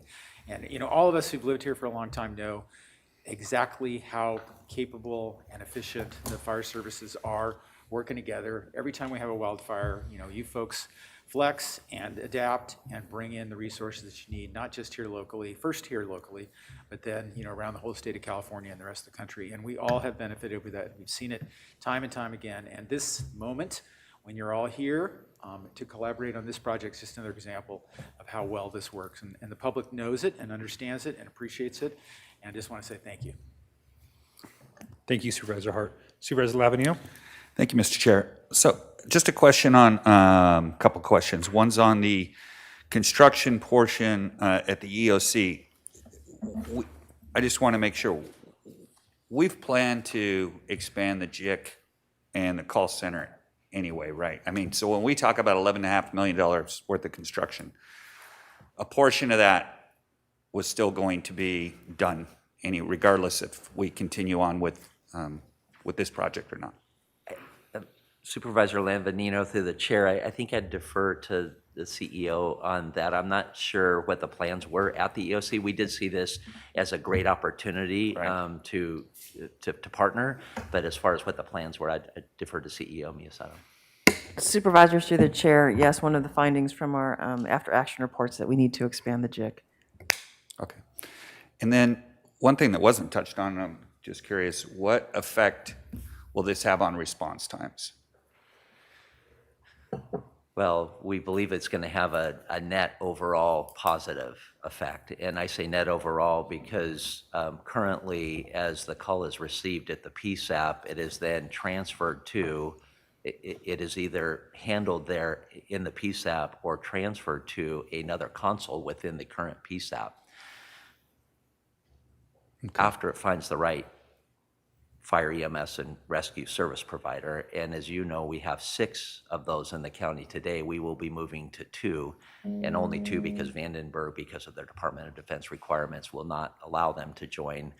But our ability to get it to the right center the first time will be significantly improved from what it is today, which is often a cell phone 911 call coming in and jumping around to multiple centers before it finds the right fire, rescue, and EMS center. So potentially a 5 to 8 second difference in the transfer from the PSAP to secondary PSAP, but with the improvements, the overall improvements and efficiencies within the center, and then finding the right center the first time, we believe that overall a much more improved response time. Okay. And then as Supervisor Hart was talking about, and with a response coming from the nearest resource as opposed to a jurisdictional boundary, I'm sure that that'll show in the response time as well. I have comments later, but before we go to public comment, I just also wanted to point out one of the things that I appreciated was the fact that the capital replacement set aside is budgeted in the annual operating costs, and we're not going to notice that, but somebody sitting up here 15, 20 years from now will realize that, because we've realized that 20 years ago somebody else didn't do that for us. So I like to see that in all of our operating costs. So I really appreciate the fact that that's in there. Thank you, Supervisor Lambanino. Supervisor Hartman and Supervisor Williams. So my first question is, if you look at as a whole to the dispatch across the partners, are we realizing economies of scale financially? That's a good question, and we've talked a lot about the increased cost, but the economies of scale that the current fire providers, including us at the County Fire Department, enjoy with our law colleagues, we then shift to sharing with each other, which then leaves that gap. So yes, we instead of each one of us having our own separate centers, we're coming together and then appreciating that economy of scale, even though as we leave our law partners, it does create an increase or a gap, if you will, wherever we leave. And then could you talk a little bit more about our backup PSAP in Santa Maria? At this point, we don't really know the cost, but that's going to be a huge benefit in my mind to have both north and south in case we have an earthquake or something that disables us here. So just would like to understand a little more about that. So we have a handshake agreement with Santa Maria. I'm going to kick it over to Chief Heckman on that because he's been working closely with Chief Tuggle and the city to make that a reality. Good morning, Supervisors. Supervisor Hartman through the chair. So we met with the city of Santa Maria over several meetings, probably about 4 or 5, facilitated through Chief Tuggle, who's here today. And we found there was a mutual benefit of having a redundant center in the North County. We've talked about that several times over the years. And so we determined that it's a project that's worth pursuing. That's why it's one of the requested items today is that we've had a conceptual study done, and to answer your question of cost, they anticipate about $1 million. That's very early in the negotiation phases. We still have to discuss how we're going to construct it, so we would like to make a formal project today as one of the action items, requests for action from the board. It's about a 2,000 square foot facility. We're actually inside the Santa Maria's PD. They have a space that's unoccupied and pretty much bare walls. It's a bare canvas. The benefit is that we're going to be able to leverage their existing essential facilities facility. That we'll be able to use their parking, their tower, their data center room. We'll be able to use a lot of the infrastructure that's already there. So we can just essentially become a tenant, if you will, and have some kind of lease arrangement where when we have to close our center for whatever reason, some catastrophic event in the South Coast, we can move up there. There will be almost a carbon copy of what we have in the South, but a scaled down version, so we can occupy it for what we feel will be a very short duration, where we can continue operations. So it's mutually beneficial for the city of Santa Maria as well as us, so we think it's a win-win all around. And I know you have different models you're still exploring for the dispatchers, but could you just talk in general terms, how many are fire EMS currently, and also for the partner agencies, and just what you expect to see? It's a very difficult profession. As I understand it, there's different training for law enforcement as opposed to fire EMS.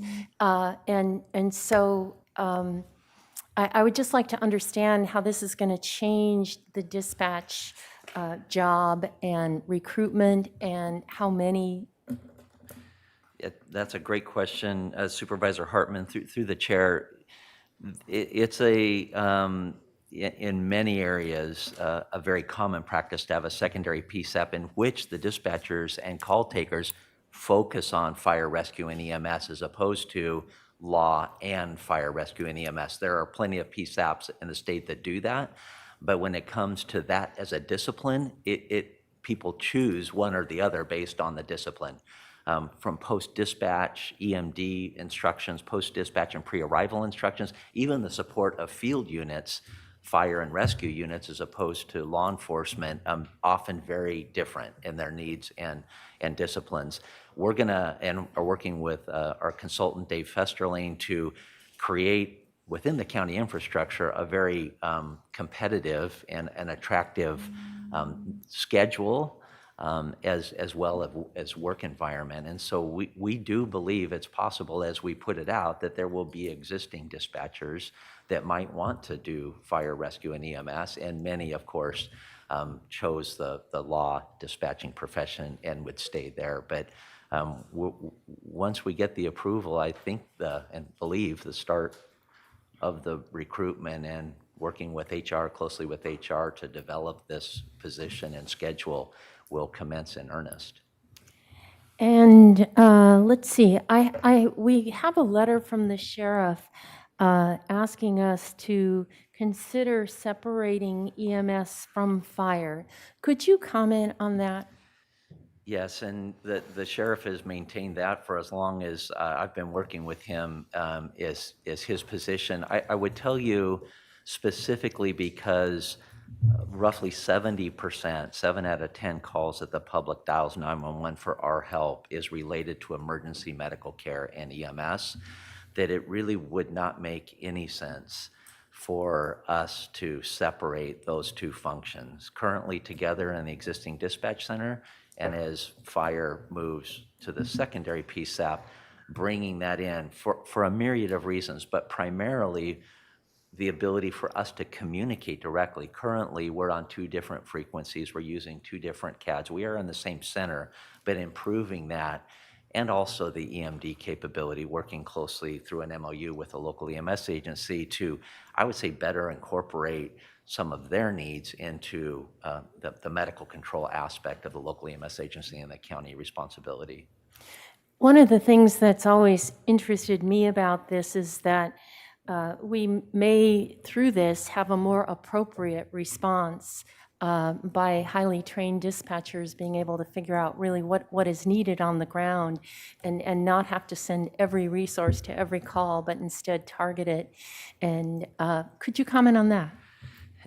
Yes, I'd love to, actually. The Supervisor Hartman, through the chair, you know, EMD allows for really a differentiation from the most critical call, what we would call an echo or omega call, all the way down to the least acute problem, and even a non-medical emergency, which would be some alpha calls, alpha through omega, and then some calls that would be better handled if they were just referred somewhere else.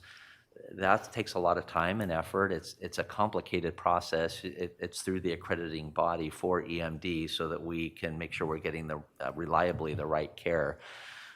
One of the things we envisioned, and it is happening in other centers in the state, is that we can work with some of these medical care providers, including the county, quite frankly, and get them something other than an ambulance with lights and siren and a fire engine with lights and siren, maybe 2 fire engines and maybe even a law enforcement officer or so on scene, when they really simply just might need a referral to some other service. Those processes are out there, and we have every intention of incorporating that into our center when we flip the switch within now about 2.5 years.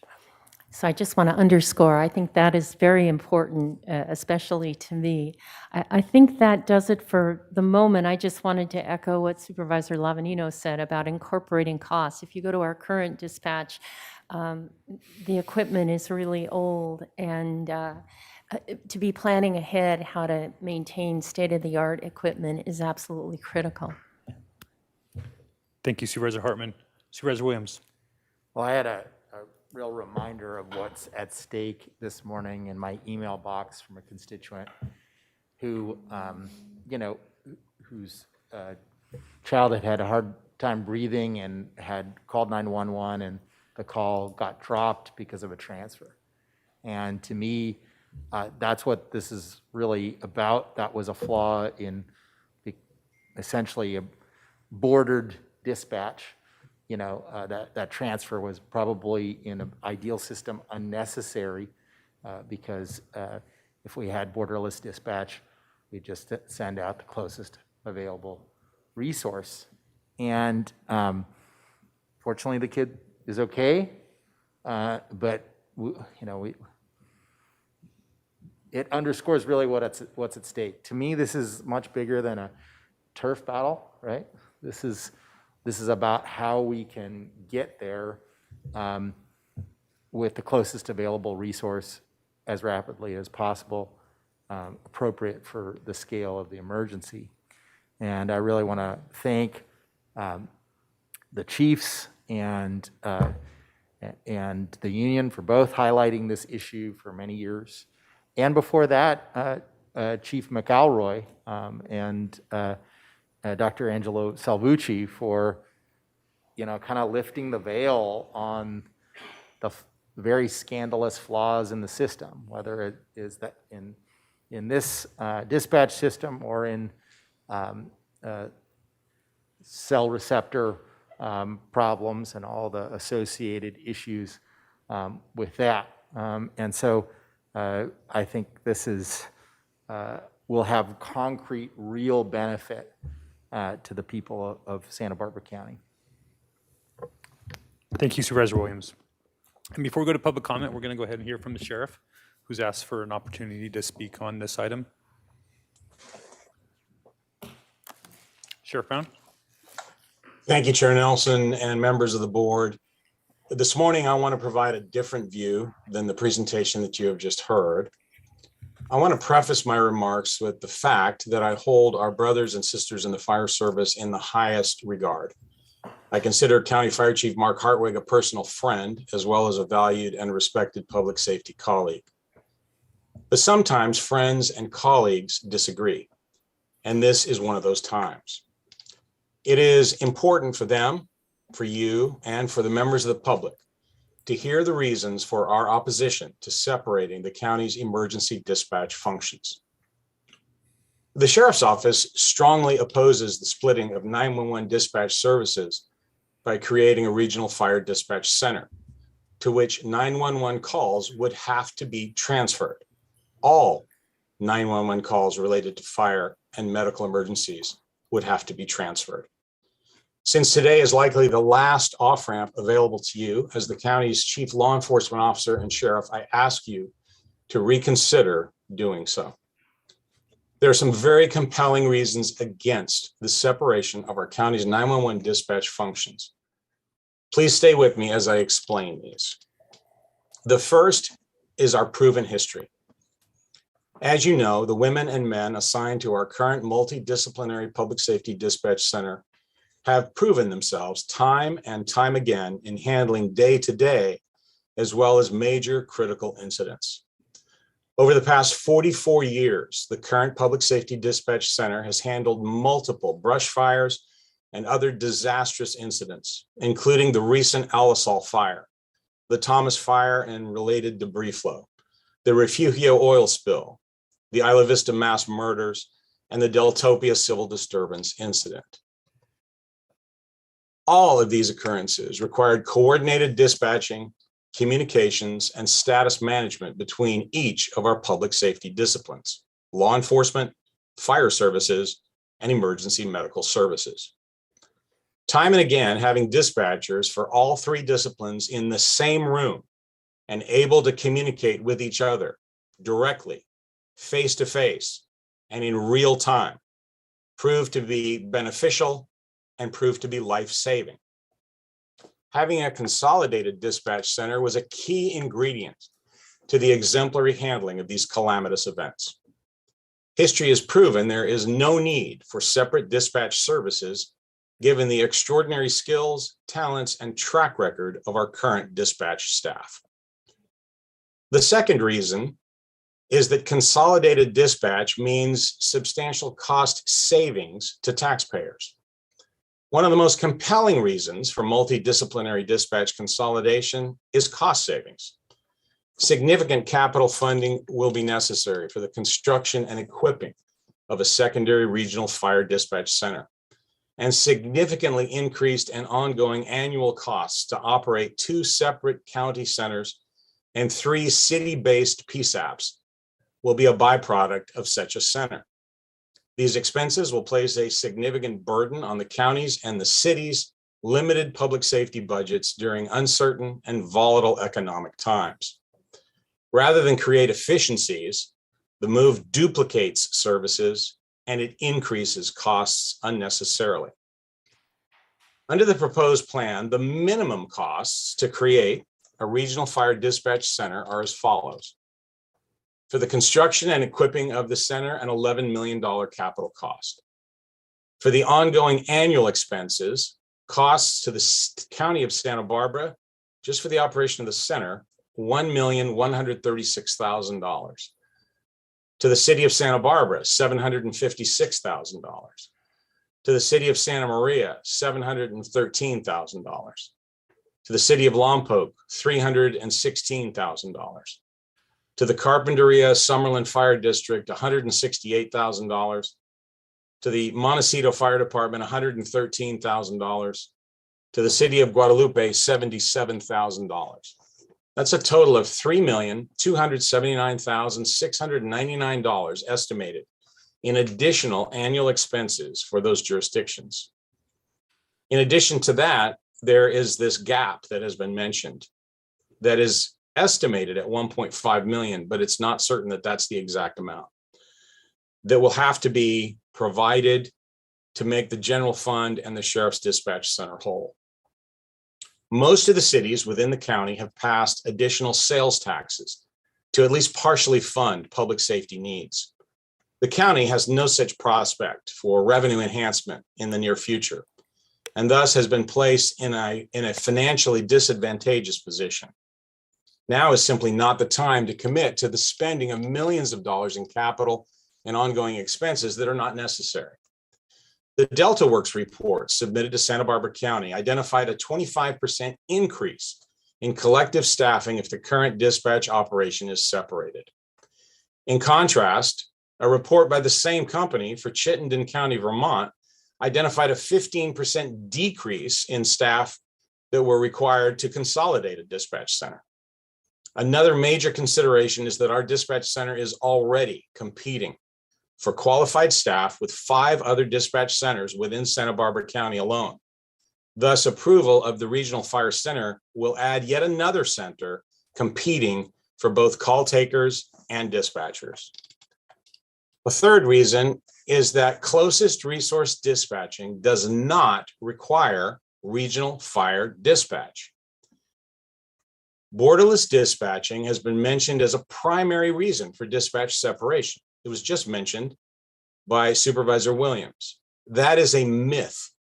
Our existing dispatch center is fully capable of borderless dispatching, and plans are currently underway to incorporate closest resource dispatching into our current computer-aided dispatch system. This concept is in no way dependent upon a regional fire dispatch center. The fourth reason is that the national trend is to consolidate, not to deconsolidate. For many reasons, the current trend is for dispatch centers across the nation to combine law enforcement, fire, and emergency medical service functions, not to deconsolidate. No one else is doing this. I've challenged the fire agencies, and I challenge anyone to look and see who is doing this at the present moment. The exact opposite is being done. We in the Sheriff's Office do not believe that you have been provided enough facts about the benefits of consolidation and the liabilities of dispatch separation. At the same time, Delta Works was working on the report that you relied upon. They were preparing another report for Chittenden County, Vermont, titled Dispatch Consolidation Roadmap. That report articulated many advantages of consolidation that were not included in the report that you relied upon in providing direction to explore the separation of our dispatch services. In the Chittenden County report, Delta Works wrote that, and I quote, "Consolidated public safety dispatching services improves the efficiency with which resources are dispatched to life-threatening emergencies."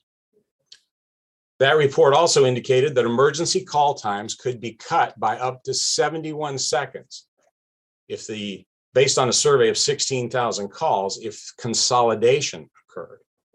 The report further identified other important benefits of consolidation that included facilitation of interagency communication, cross-trained staff to ease the burden of providing round-the-clock shift coverage, sharing of capital costs, and an improved likelihood of obtaining grants and federal funding that supports interoperability.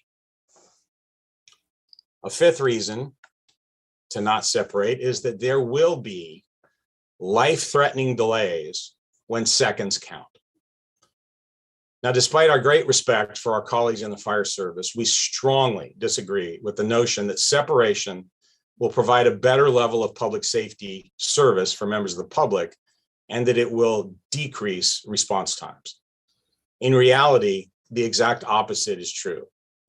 The delay and inefficiency that will be built into the delivery of service by adding a secondary public safety answering point will require precious additional time to interview the caller, extract information, and dispatch appropriate resources. As mentioned above, one community believed that they would decrease their call time by 71 seconds as a result of consolidated dispatch services, and that was under ideal circumstances. Please remember that there are frequent occasions where callers are upset, confused, or so excited by the underlying circumstances of the 911 call that dispatchers are unable to initially decipher what is happening or where it is happening. Time must be spent calming the caller and extracting the vital information.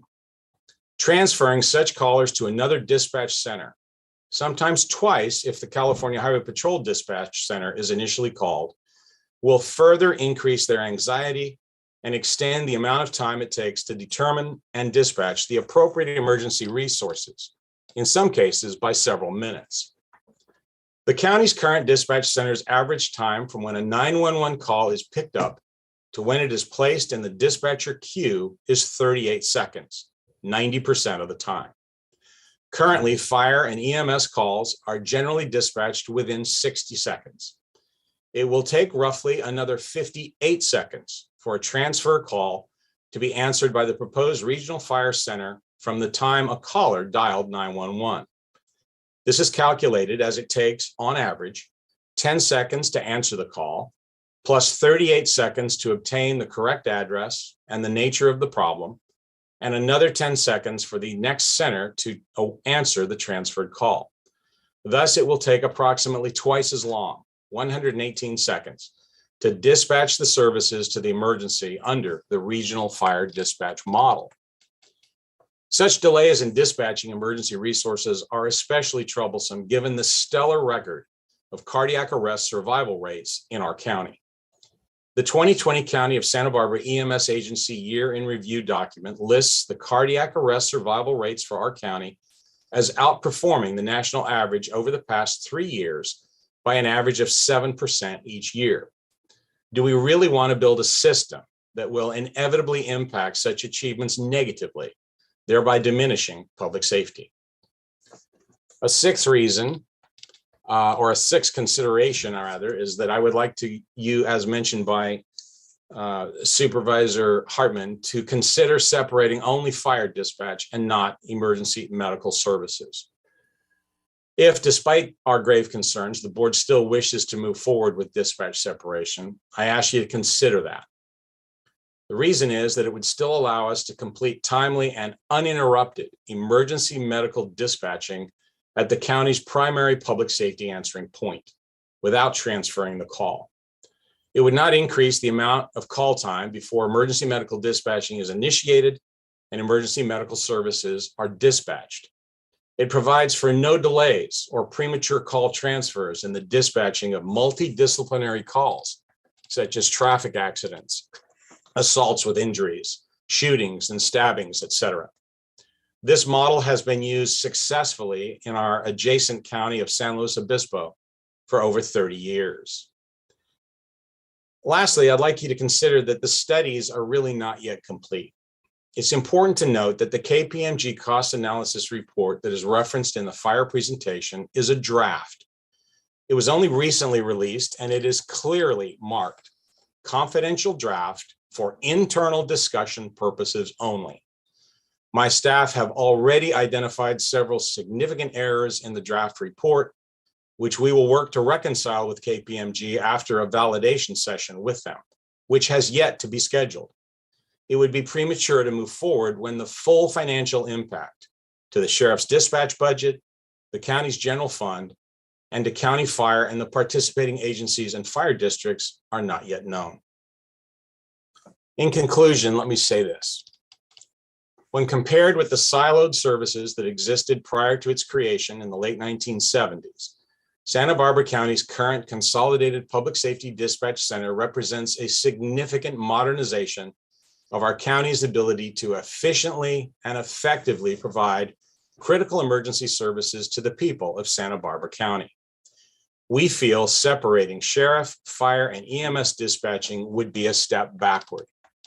We are currently blessed to have such an outstanding group of women and men currently serving as our public safety dispatchers and call takers. They're not perfect, and like any operation that employs people from the human race, a few errors and mistakes are made on occasion. But such errors will also be made in a regional fire dispatch center if one is developed. The vast majority of the time, the performance of our present dispatch center employees is superb and exceeds all county, state, and national standards. Despite being understaffed and under-resourced for years, the women and men who work in our dispatch center have consistently provided exemplary service to our communities, often under the most challenging of circumstances. They and I believe strongly that our dispatch services should remain together. I urge you to reconsider dispatch separation and instead, for a fraction of the cost, provide some additional staff and technology resources to our proven operation. This would save millions of taxpayer dollars and make an already excellent dispatch system even better. I thank you for your attention, and I and my staff are available for any questions you may have.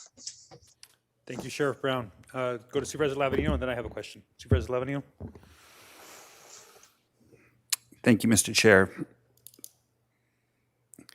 You know, I'm glad you started with friends and colleagues can disagree, because for me, when the number one concern that you laid out is financial. Just like I don't think you appreciate when we get involved in talking to you about how to run the jail, and I know sometimes we cross boundary lines and we overstep. I have to answer, as do my colleagues, I have to answer for the county budget. I'm held accountable by my voters on how I handle taxpayer dollars. And so talking about the fact that significant costs are going to be, that we're going to run into these, if we didn't take that into consideration and still have to make those tough decisions, we would have never built the North County Jail. That's $100 million.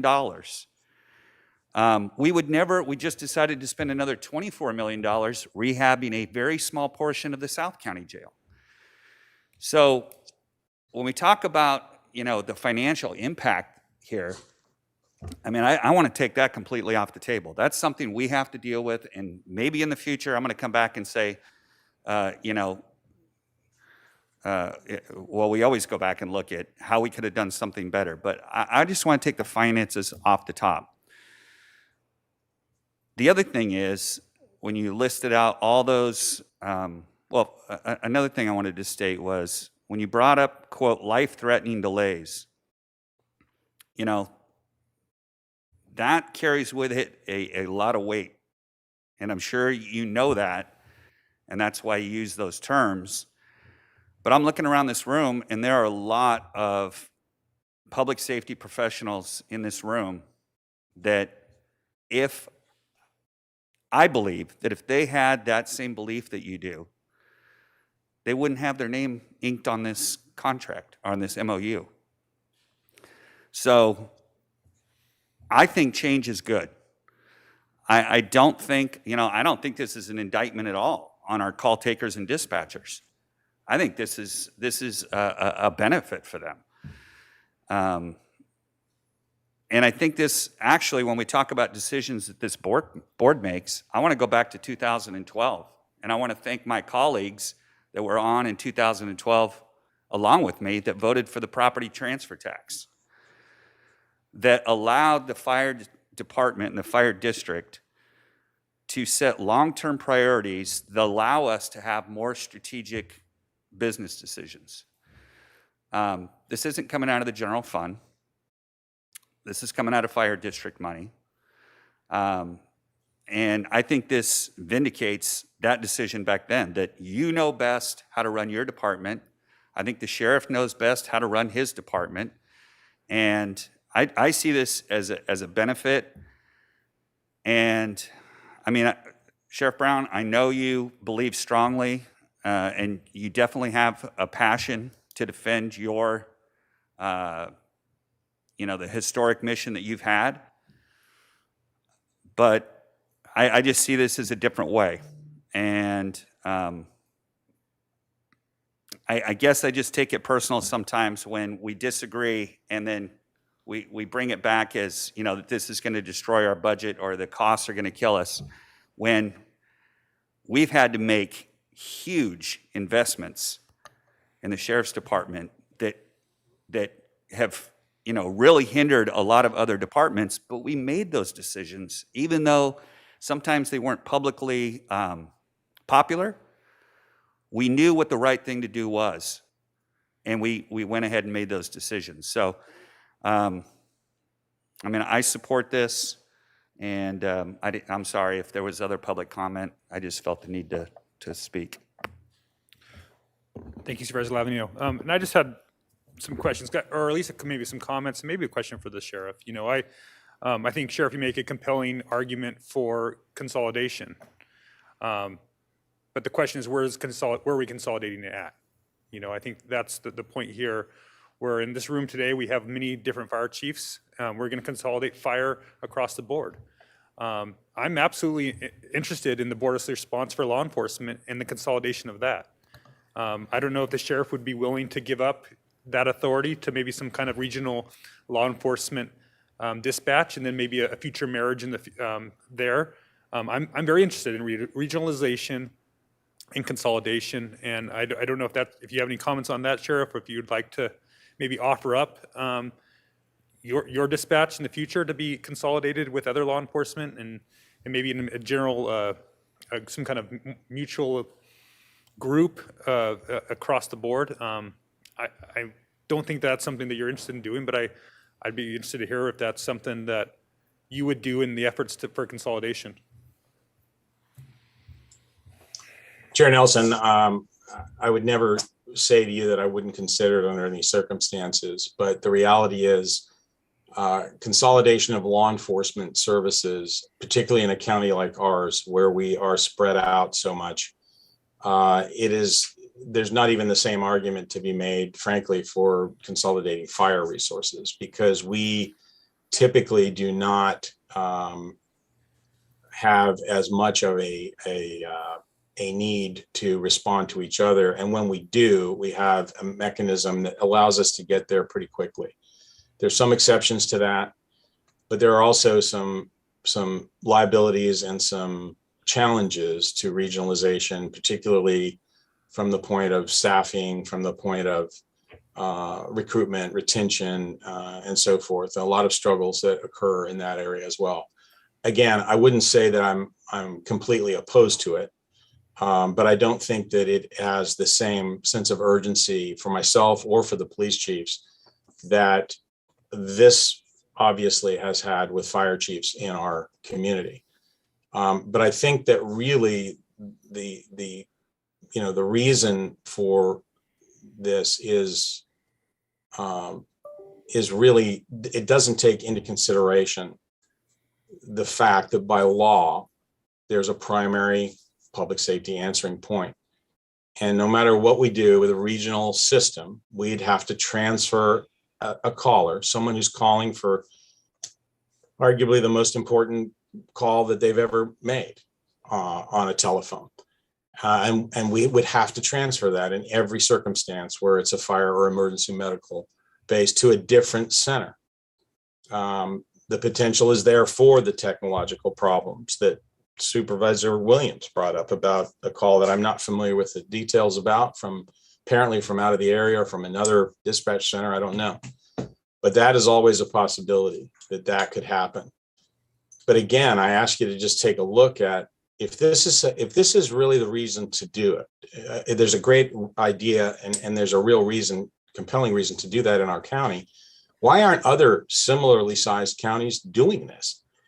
The regional fire dispatch centers are primarily in very large counties, significantly larger than Santa Barbara County, and they have typically been in existence for many, many, many years.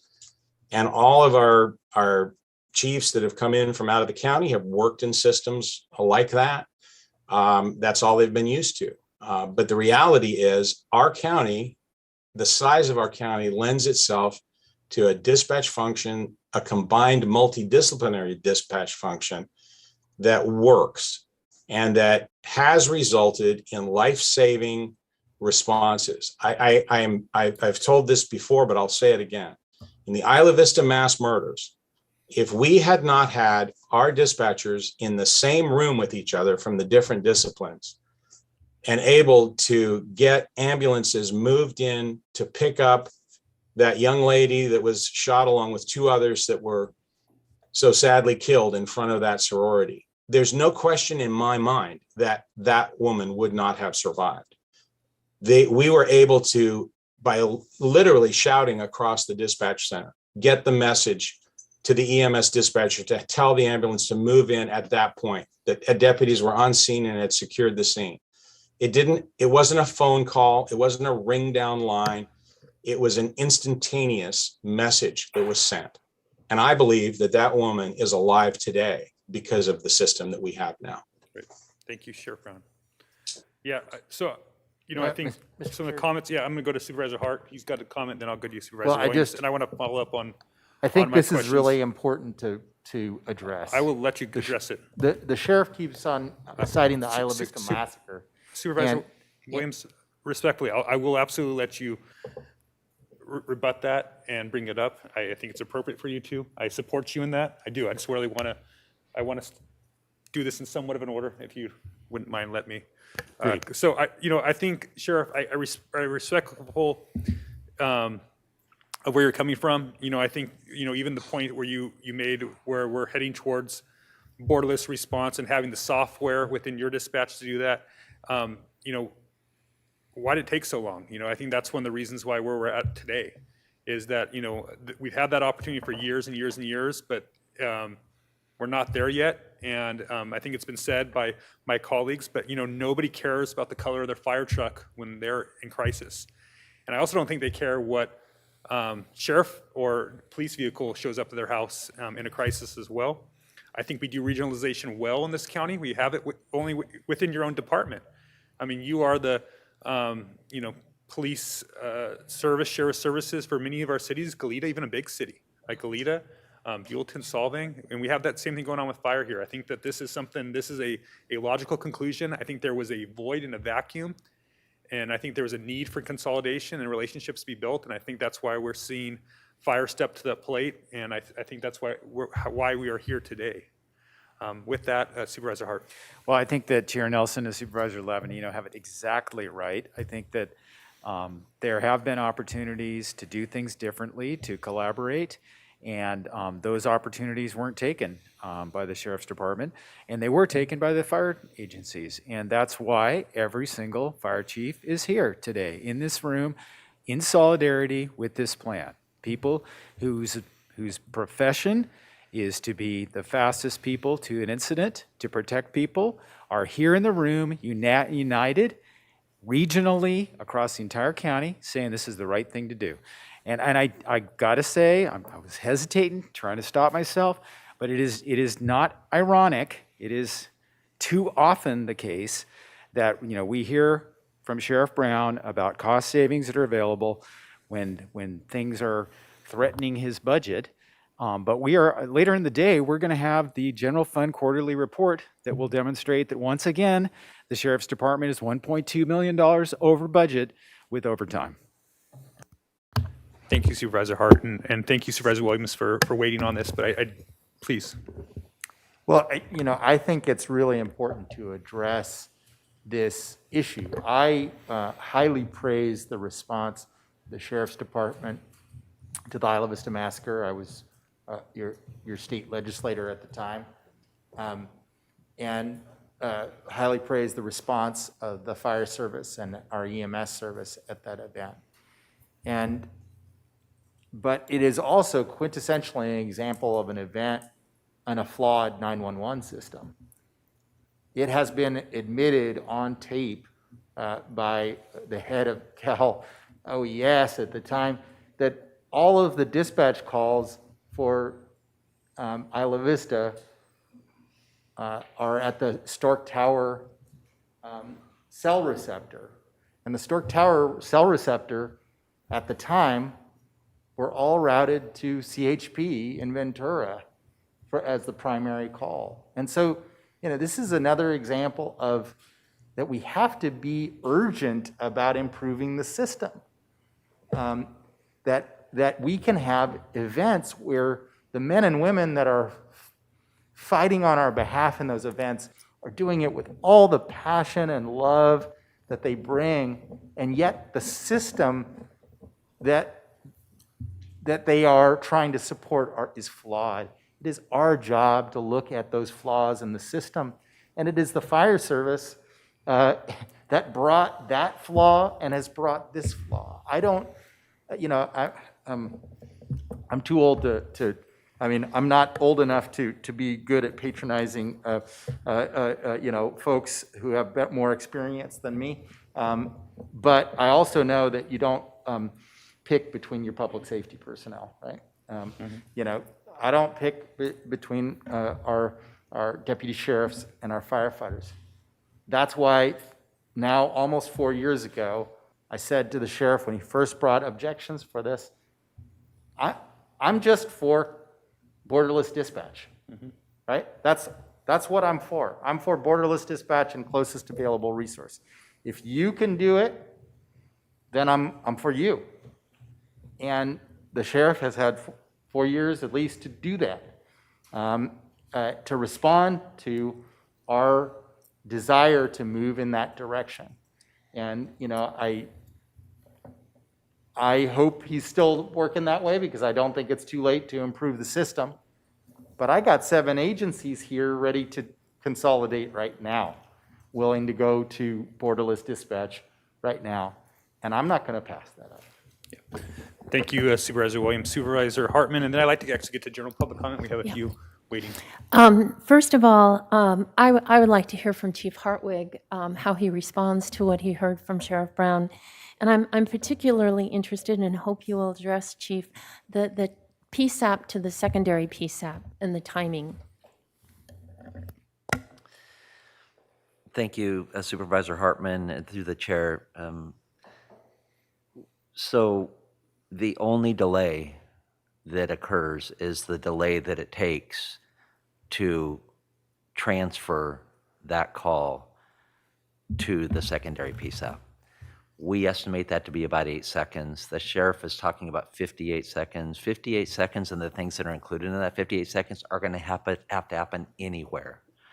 The only delay is the transfer. So then we, as professionals, the ones in the room here, had to say, is that potential 8-second delay going to be more harmful for the patient than the discombobulated, non-integrated, non-regionalized, multiple agencies being notified for calls outside of their jurisdiction fairly regularly? What's best? I wish I could tell you that there would be no delay, but I will tell you this, and let me read because a list of secondary PSAPs. This is a very common practice for fire agencies that have said, we want to do it better together. Is there a way for us to do it better together? We are not cutting edge. We are not bleeding edge on this concept. Secondary PSAPs are numerous within the state of California, specifically for fire, rescue, and EMS providers. The sheriff mentioned large agencies. LA City Fire Department is a secondary PSAP to the LA City Police PSAP. LA County Fire Department is a secondary PSAP. Verdugo, which is the North San Gabriel Valley, the Northwest San Gabriel Valley, 13 agencies, secondary PSAP. Confire in San Bernardino County, covering 19,000 square miles of the 20,000 square miles, 13 agencies is a secondary PSAP. North San Diego, North County Dispatch, 16 agencies in a secondary PSAP. Heartland, which is East San Diego County, 11 agencies. San Diego City Fire Department, a secondary PSAP from the San Diego City PSAP, 4 other agencies with San Diego City.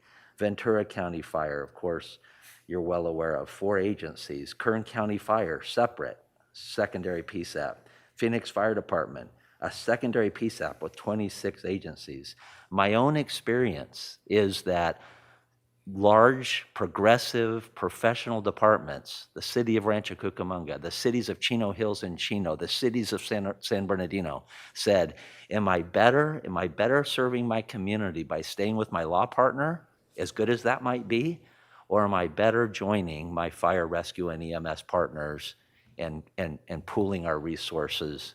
And those, in my previous experience, made the decision to join that regional center as a secondary PSAP. So I'm very familiar with the process, with the concept, and quite frankly, wanted to make sure I address that. I do think it's important. It's in your PowerPoint and it's in your board packet, but our share right now in our current arrangement for county fire is roughly $1.8 million with true-up costs from the current center. It's about 2.1. We're budgeting 2.1 next year for our costs in our current center. Our share in our current arrangement as we move forward with this, the regional center, will be $1.1 million would be our share. So we talked about economies of scale earlier. We do get an immense increase in economies of scale in our mind and in the minds of our fire colleagues and labor unions, as Supervisor Williams mentioned. It's a better system as well. Thank you, Chief Hartwig. Okay, we're going to go ahead and go to public comment this time. I believe we have 6 public speakers here. Chair Nelson and members of the board, yes, we have 7 requests to speak on this item. And we will begin on Zoom with Susan Farley, to be followed by Neil Gowing. Welcome, Ms. Farley. Hello, can you hear me? Yes, we can. Okay, perfect. Thank you for letting me speak. My name is Susan Farley. I'm the Communications Manager at the Santa Barbara County Public Safety Dispatch Center. I'm strongly opposed to the creation of the Fire Regional Dispatch Center because it will be less effective, will create redundant costs, and create unnecessary competition for staffing. The consolidation of 911 centers is a national trend, as it is a mechanism for realizing greater efficiency and cost effectiveness, as well as provide a higher level of interagency coordination and services, ultimately resulting in higher services to the community in forms of faster response time, fewer errors, consistency in call interrogation and handling, and less competition for staffing. Santa Barbara County recognized the strengths of consolidation well before the rest of the nation, and in 1977, consolidated our dispatching services.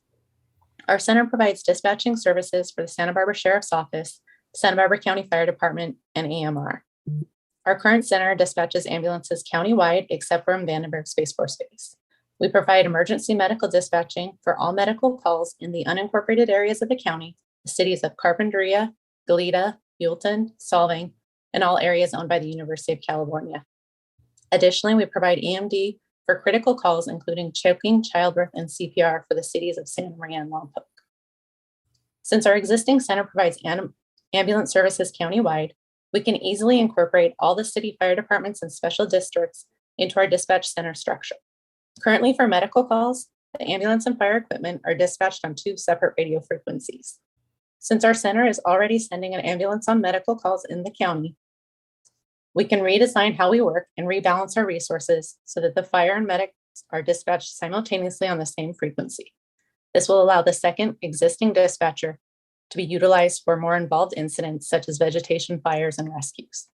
With the utilization of CAD to CAD, closest resource, borderless dispatching will be available in real time at our existing center at a fraction of the price of the proposed fire center with less call transferring. If we were to add additional call taking positions to the existing center, we could provide EMD for all medical calls countywide, creating consistency for the citizens. Keeping all dispatch services within the same center, adding CAD to CAD with incorporated cities, and providing EMD countywide will benefit both the community and our responders. Currently, the regional fire dispatch centers are primarily used by larger counties. Our current proposal is modeled after Ventura County, which is twice the size of ours, both in population and number of fire stations. At our size, a second center is simply not necessary. There are no public safety answering points in the nation that are moving away from consolidation. We are one county with a common vision, missions, and values.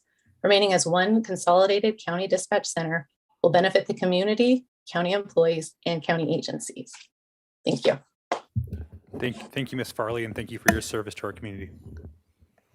We will now go to Neil Gowing, to be followed by Matthew Payne.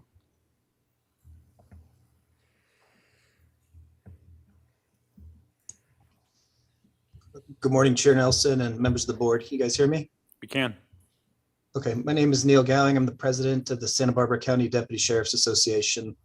I represent all of the county communication dispatchers. I'm coming before you today in opposition to the proposed dispatch split. I know over the last year or more, the county has been in discussions with County Fire on the construction of a regional fire dispatch center. But the reality is you currently have a consolidated county public safety dispatch center that represents law, fire, and medics. Our current facility has the ability to be a consolidated dispatch center with borderless dispatching capabilities, which is ultimately the most efficient way to save time and save lives. It's a discussion that should be had by all agencies involved. What we don't have, and we have not ever been afforded, is the appropriate funds to update our equipment, our technology, or to increase the training for our dedicated dispatch professionals that represent all 3 public safety practices. Over the last several months, I know that you've heard a ton of people speak on this issue, from the sheriff to fire chiefs to comments made by each of you to each other. But I sincerely feel that what you have not heard is the people that are doing this job, the dispatchers. The reality is the construction of a new dispatch facility is going to be an expensive venture that is irresponsible on behalf of this board. A fraction of that money could be used to upgrade our equipment, technology, and training to accomplish the creation of a consolidated dispatch center with borderless dispatching capabilities that will increase response times by all county public safety and will ultimately save lives of our community members. I would ask you to consider this. Is it quicker for you to pick up your cell phone and text or call me to tell me this is a bad idea versus all of us standing in the same room and telling me face to face? The answer is unequivocally no. Splitting the center will create the same delays that put the public at risk when they are facing life or death situations. I can't stress enough, being in the same room saves time and saves lives. You're going to hear a great example of this from our dispatch supervisor that's going to speak after me that was on duty when 2 deputies saved the life of an unconscious woman trapped in her burning home last week in Goleta prior to the arrival of fire. Another point that I want to bring to the board's attention is the splitting of the dispatch center would absolutely create a change in working conditions and schedules for our members and potentially eliminate or change the job classifications that we represent. And no one from the county or the fire department has reached out and requested to meet and confer with the DSA in compliance with the law. If this is a decision you are leaning towards, I would remind the board and the fire chief that the meet and confer process absolutely needs to be completed with the union and our law firm before decisions are actually being made. In closing, I again want to stress that spending the taxpayers' money on the construction of a new dispatch center is irresponsible and will delay efficiency. I urge you to put that money into upgrading the center we have, upgrading the equipment we have, updating the technology we have, and increasing the training of our dispatch professionals. It will save time, save money, and it will ultimately save lives. Thank you. Thank you, Sergeant Gowing. We will now go to Matthew Payne to be followed by Ben Johnson. Matthew? Good morning. My name is Matthew Payne. I've been a dispatcher with the Santa Barbara County Sheriff's Office for 8.5 years and with the Lompoc Police Department for almost 19 years. Currently classified as a dispatcher 2 at the Santa Barbara County Sheriff's Office, in which I dispatch law enforcement, emergency medical services through AMR, and for Santa Barbara County Fire Department. The Lompoc Police Department, I'm a dispatcher and a jailer. The board has been repeatedly told that a new regional dispatch center will solve all the issues that the board has been presented with by both the fire department and EMSA, and is frankly an extreme exaggeration. You were just told that calls are transferred between consoles, possibly delaying response. A call is entered in and handled by the dispatcher that answers the call and is entered into the system from that console and is able to be both entered for information for all fire, EMS, and law into one call and is shared across the system to which all dispatchers have access to. The new proposal will remove this. The current center and computer-aided dispatch system are more than adequate to handle the current needs of the county, even if consolidating all the fire agencies to dispatch from our current center. That County Fire and EMSA believe that the lives of the public are in danger due to the current center shows how little thought was put into this proposal. While consolidating the different fire departments into one regional entity can solve some issues with making sure that the closest engine is always dispatched to a call for service, separating them from our current center will just delay the response of these units being dispatched to the public. Often calls do not just need law enforcement, an ambulance, or a fire engine. They require multiple agencies to respond. By separating these resources, call for services may go to the incorrect call center, and it will now require someone to pick up a phone and transfer a call or a caller to another agency, wait for that other agency to have someone available to pick it up and make the transfer of the call or pass on the information.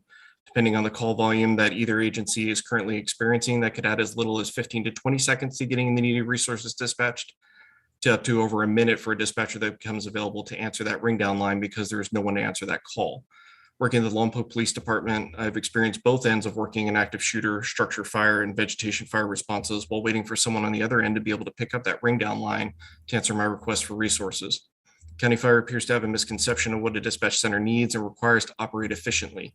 The current setup allows me, no matter what console I'm working at, to quickly ask for, assign, or create a call for service without that added step. This ability was key during both the Isla Vista shooting incident and during the Montecito debris flows. Dispatchers were able to simply call out where law, EMS, or fire was needed, and those dispatchers were able to quickly adjust in real time without delay. The proposed system will not improve times as the county fire seems to think. I believe the board could be shown this if our center was given the opportunity. You ask any dispatcher the most efficient manner to get this done, and it's not going to be by picking up a ring down line to contact another agency or center. As an 18-year dispatcher who's worked with and for multiple agencies over the years, I cannot stress enough how fortunate the county of Santa Barbara is to have this setup that is done and wholeheartedly oppose the division of our resources. Listening to the testimonies today makes me realize how misinformed the board is about the benefits of a separation. I would hope and encourage the board, county fire, and EMSA to come to the dispatch center and not only observe, but also learn how the system is set up and how it works and all flows together. Consolidating fire is all well and good, but keeping our resources together not only saves the county millions of dollars, but will help us keep our resources responding as quickly and as possible and doing what they do best, which is saving lives. Thank you for your time and consideration. Thank you, Mr. Payne. Thank you for your service. We will now go to Ben Johnson to be followed by Jasmine DeForest. Ben?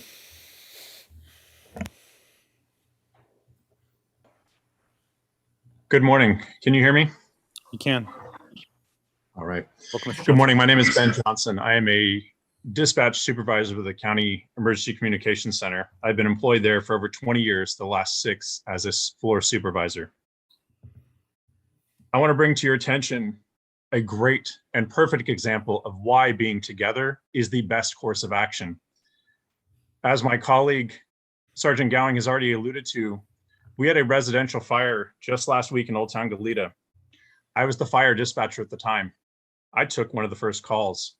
While on the phone with the RP who was still trying to determine an exact address for where the fire was occurring, he ran across the street and informed me he thought somebody was trapped inside. If I had waited to transfer that call, sent it to the appropriate agency, I would have never known about that person being trapped inside to inform my deputies from across the room. While the fire department was still being toned out for multiple engines to respond, I was verbally communicating with my primary sheriff's dispatcher about the nature of it and to start emergency personnel. 2 deputies arrived within moments of that call and rescued that lady. You want to talk about saving a life? That's saving a life. That call being transferred, that outcome is completely different. The other thing I want to bring to your attention is there is so much lack of information that's being given to you or giving you a sugar-coated version of how things are going to be. While listening to the fire chief speak about the 8 seconds, I timed myself doing our standard recording of answering a call. 911, what is the address for your emergency? Now waiting for somebody to respond. In that course amount of time is well greater than 8 seconds. So I'm not sure where they're getting these numbers from, but that's not correct, and you need to know that. Response times will go down. They will not improve. We do not pass off calls. As my colleague Matt just informed you, the person who answers the phone keeps the phone. They don't pass it off. They start inputting information immediately that then gets dispensed to the appropriate agency. The borderless dispatching that you're hearing about that's going to be the cure-all for all this, guess what? It's currently happening. It may not be in real time, but it's currently happening. There's automated agreements that the fire department is well aware of that they have in place. Every call for service that's in a boundary area of where it could be Santa Maria City versus the county, Santa Barbara City versus the county, Lompoc City versus the county, has an automatic plan in place as it stands now that we dispatch that equipment to. So when we have a call on a border area where Lompoc City engine is going to be closer, we start them and they go. And then oftentimes they beat the county equipment to that call. That's borderless dispatching. I would love to see it in a capacity where it's in real time, where I can see where that equipment's coming from. But it is currently happening. So I don't want that to be confused that this new center being built is going to create that. It exists, it's happening, it can be better, but it doesn't cost $11 million a new center to do it. I do agree with the backup center plan. I think that's a great idea and it has been long overdue. I hope, and I didn't hear it in the discussion, but I'm hoping that it includes not just fire having that as the backup, but as a county-wide backup plan center. Thank you, Mr. Johnson. Is that my time? It is. Thank you. Thank you for your time. Thank you, Mr. Johnson. Thank you for your service. We will now go to Jasmine DeForest, to be followed by Joe Ayala. And just, we're going to go ahead and close public comment on this item. Just want to make sure I did that. I've seen there's been a couple more that jumped on. Jasmine? Good afternoon. Can you hear me? We can. Okay. Good afternoon, Chair Nelson and members of the board.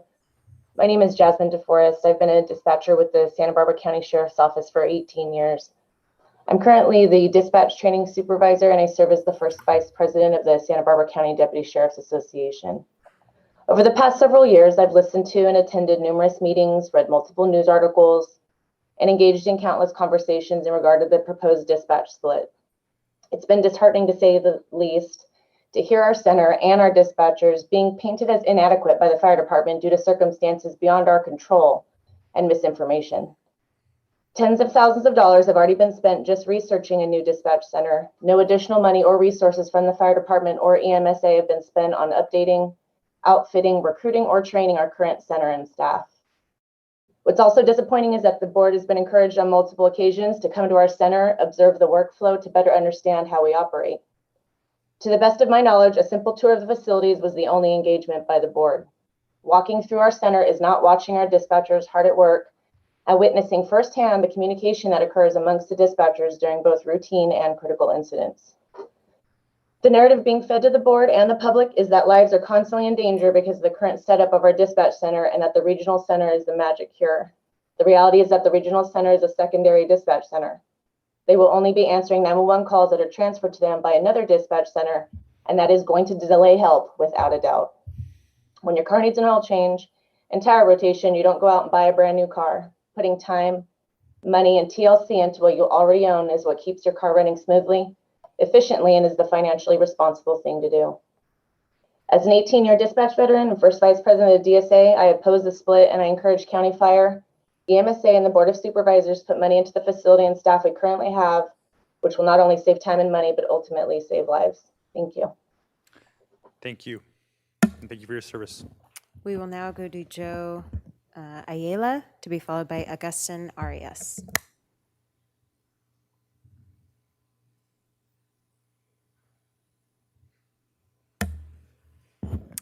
And Joe, I have unmuted you on our end. You may need to unmute yourself on your end. Thank you. Can you hear me okay now? You can. Yes, we can. Thumbs Thank up? you. Great. I'm between the different methodologies. So good morning. Chair Nelson, members of the board, thank you for your time. I'm Joe Ayala, 23-year veteran of the County Emergency Communications Center, and I've been asked to speak to how the split could have an impact on public safety for our citizens. A lot of this you've been hearing before with previous speakers. Right now, we're a one-stop shop. With a single 911 call, multiple agencies' needs can be addressed at the same time because each agency is represented in the same room and has direct access to the person taking the call, who is trained to serve all the disciplines. Any agency dispatcher can ask for and get clarifying information as they need it. Post-split, we expect caller frustration to increase each time they are passed between the centers. We will hear from them, "I've already explained this to the other dispatcher." And being split between both centers, callers could experience both centers competing to ask for what their agency needs. Now, right now, as a one-stop shop, urgent safety or life-saving information can then be verbally passed and heard across the room immediately before it can be entered in CAD, such as Ben's example, such as there's a person trapped in the building or mentions of weapons. Post-split, that would count on that dispatcher watching updates for that incident, which may not happen because it would be mixed in with all the other incidents that they're managing. Urgent information would have to be backed up with phone calls between the two centers to redirect needed attention back to the incident. Now, what about field responder safety? In New York in 2012, a gunman lured firefighters to a structure fire to ambush them, killing 2. Now, let's hope this never happens here, but if something like this did, and other incidents have before, being in the same room, we could hear and react to developments like this as they were being presented or requested. Now, post-split, as Matthew had mentioned, passing critical information as it was happening wouldn't occur unless the other PSAP called down to catch the others up and for them to start monitoring radio channels for these updates. Now, if it were my decision, I would concentrate on consolidating to and advancing the current center, making the best it could be with staffing, training, and technologies, and that does include a full-sized combined and redundant center in North County for all our stakeholders because 75% of our workforce commute from outside of the area. Thank you for your time. Thank you. We will now go to Augustin Arias, who is our final speaker. Augustin? Hello, can you hear me? We can. Hi, my name is Augustin Arias. I'm the president of the Lompoc Police Officers Association, who also represents the dispatchers and the jailers here at the Lompoc in the city of Lompoc. Concern with this item and moving forward is that it was never shared with anybody. The first we knew about it is when they presented to our city council last week or 2 weeks ago when they did so. Also a concern is some of the language inside of their proposal has to do with employees that are outside of their union and their abilities. So they're kind of bypassing the meet and confer process. A big concern for Lompoc is the amount of call volume. In the past 5 years, they've handled about 1,100 calls out of county or out of the city limits, and they go out into the county to handle these calls. They got equipment issues, they got things of that nature, and I don't think the whole picture is being painted for everybody real truthfully. I don't see a benefit to this in the fact that I understand the nearest resource and things of that nature, but the citizens of Lompoc pay taxes to that fire department here in their city. And the nearest resource on any of your guys' county properties to Lompoc is a Lompoc engine. You have one engine up at Burton Mesa. So that means that Lompoc engines will be handling the majority of your call volume out to Surf, out to Halama Beach. Just imagine 2 incidents, Lompoc Fire going out to Surf Beach, going out to Halama Beach. And with the amount of call volume and the amount of activity that goes on in the city of Lompoc, I don't think that's really that good a move. The ability to communicate with our fire department is crucial. Oftentimes, more times than not, we'll be at a call before the fire department gets there. So there's a lot of issues being presented that had we had more information up front, we could have come to a better opinion. But the fact is that we were blindsided, and this was presented to city council here in the city of Lompoc without consulting with us at any point to talk about the meet and confer issues with trying to implement policy over dispatchers that they have no business or no right to implement policy based on law and labor laws and things of that nature. So there's still a lot of things going on that I don't think you're being communicated with 100%. And I just want to put it on the record. I understand you guys, it sounds like you guys are pretty high up on this thing, and I'd hate for you to be put forth that type of investment and not being provided all the information. It sounds like the majority of their dispatch center there has really, I haven't heard one person in support of this. Maybe that's a cause for concern, regardless of politics and money and things of that nature. Your employees don't want this. And yeah, you can recruit from the outside, but there will be a delay in calls. We experience that now when we have to dispatch medical, because oftentimes we have to go to the county for it. So I don't see how every dispatch center transferring calls to another dispatch center countywide is going to provide more efficient or effective service for the citizens of this county. Thank you for your time. Have a great day. Thank you, Officer Arias. And that was our final speaker. Okay, back to the board. Supervisor Lavanino. Yeah, I appreciate all of our employees speaking up. I just took pause with one thing that was said, and I just want to clear this up. Not once have I heard anyone ever in fire disparage our dispatchers over the 4 years that we've been talking about this. So everybody up here, I think, appreciates the job that they do, and I can't even imagine the daily struggles that you have to go through. And this, for me, I look at this as this is not any type of an indictment on anything that's existing right now. We're trying to improve the system, and we might disagree about how to do that, but I, at least personally, and I think I can speak for the board and every meeting I've ever had with fire over the last 3-4 years, not once has anybody said that, you know, you're incapable or you're not the best that you could be. So I just want that stated because I found that to be a very disheartening comment. Yeah, let me piggyback on that for a second, just because I think I want to be clear as well that I don't believe that our law enforcement dispatchers are inadequate. They have a very tough job, and I think this is about shouldering the burden with them. I can speak for myself, that, and I think probably the board, that we're committed to continue to invest in our law enforcement dispatch, if there is a need that needs to be filled, we like to see it from the Sheriff's Department, and I'm sure this board would be very interested in funding inadequacies that might exist among our technology or our building or whatnot. This isn't a zero-sum game. You know, it's not that fire moves in a certain direction. That means that we're going to take that away from our law enforcement dispatchers. And so I just want to make sure that that's very clear. This is about expanding our emergency response. And, you know, I am committed to doing that. And so that's one of the reasons why that I'm a big supporter on this. So other supervisors, and then we'll get to vote here. Supervisor Williams. Well, first of all, I want to add my voice appreciating the work of our law enforcement dispatchers. I particularly want to thank Ben and Jasmine for having me come down and seeing how you work.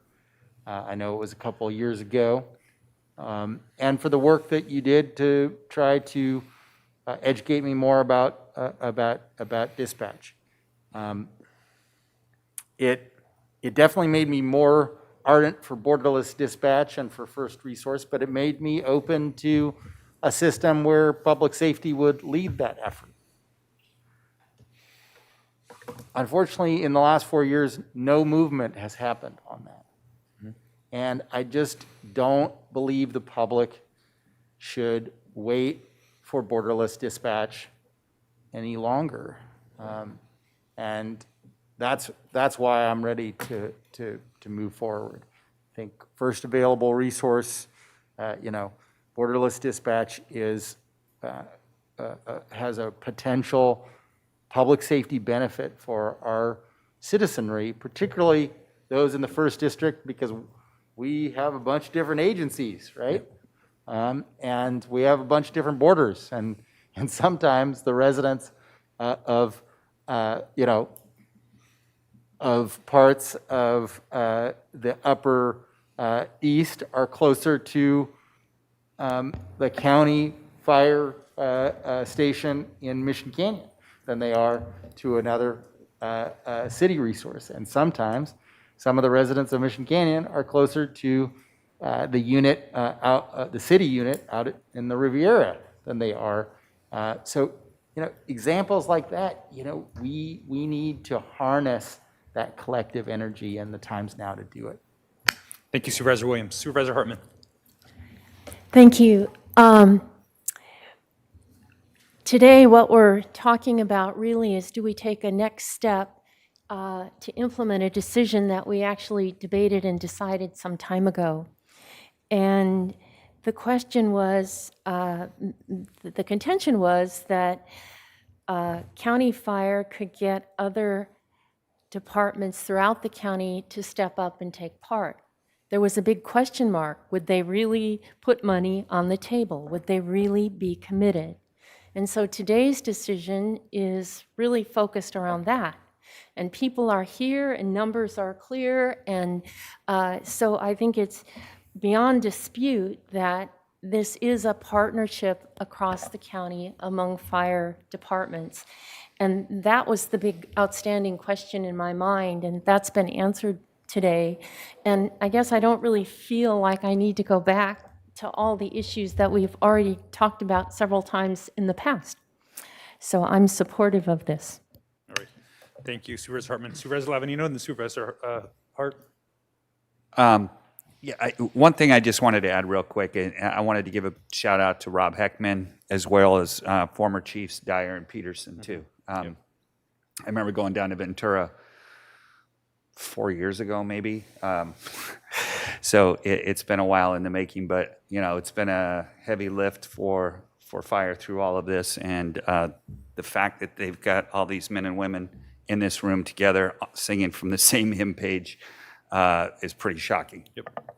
Supervisor Hart. Yeah, and I just want to add my support for the current sheriff's dispatchers, the hard work that they do, the respect for them, and that this has nothing to do with their job performance. This is an opportunity to grasp a regional solution that will deliver borderless dispatch in the fastest way possible. And I think it is worth noting that the city councils, that are involved here representing the districts that have councils, as well as the fire district boards, the elected members of those boards, have also weighed in on this too. So this is in addition to the professional men and women that are the fire chiefs of Santa Barbara County, there's the elected officials, that hire them and support them and financially bring the dollars to the table to make them have the resources that they need, that are also supporting this effort. So there's a broad cross-section of elected and fire agency leadership here in this room in support of this, because they firmly believe that this is the best way to provide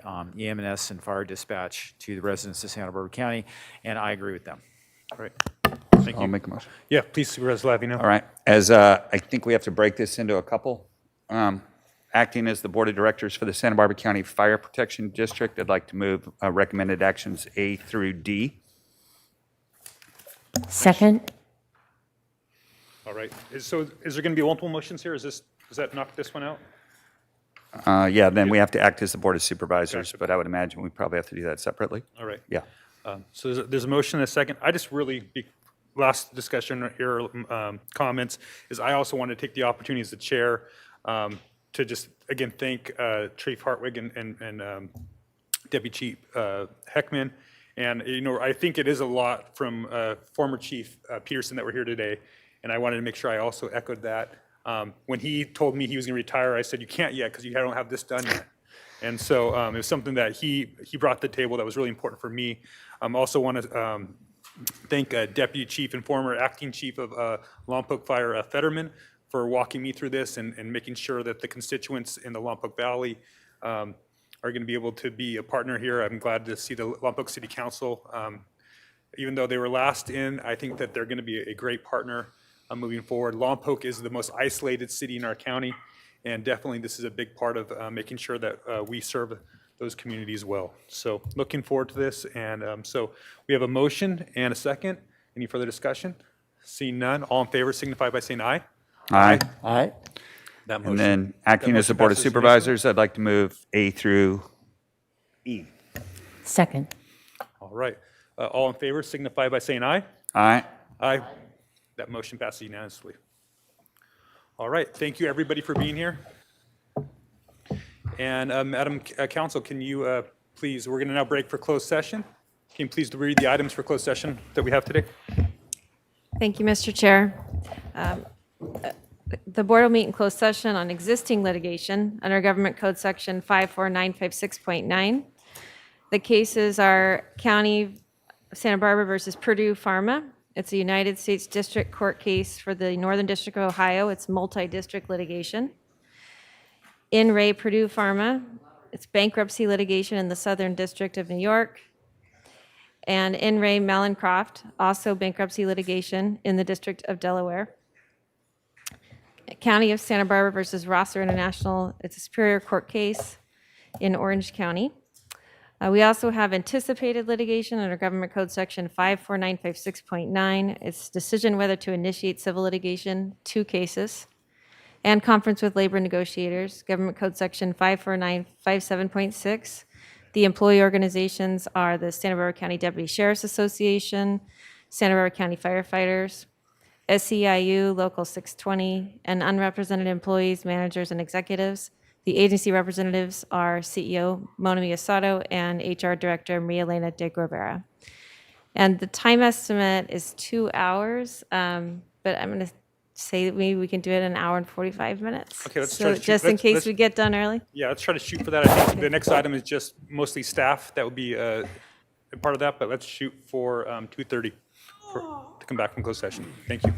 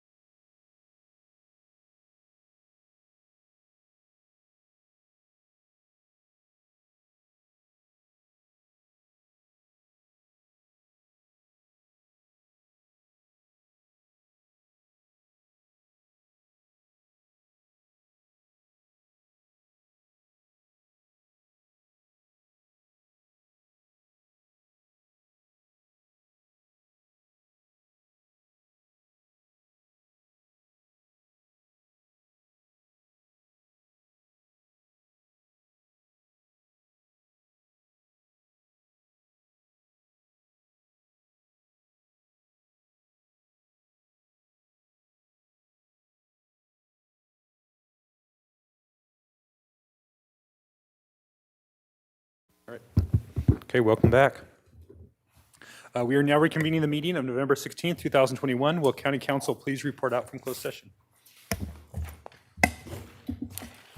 Mr. Chair, members of the board met in closed session on existing litigation, County of Santa Barbara versus Purdue Pharma, 2 bankruptcy cases, In re Purdue Pharma and In re Malincroft, and County of Santa Barbara versus Rosser International.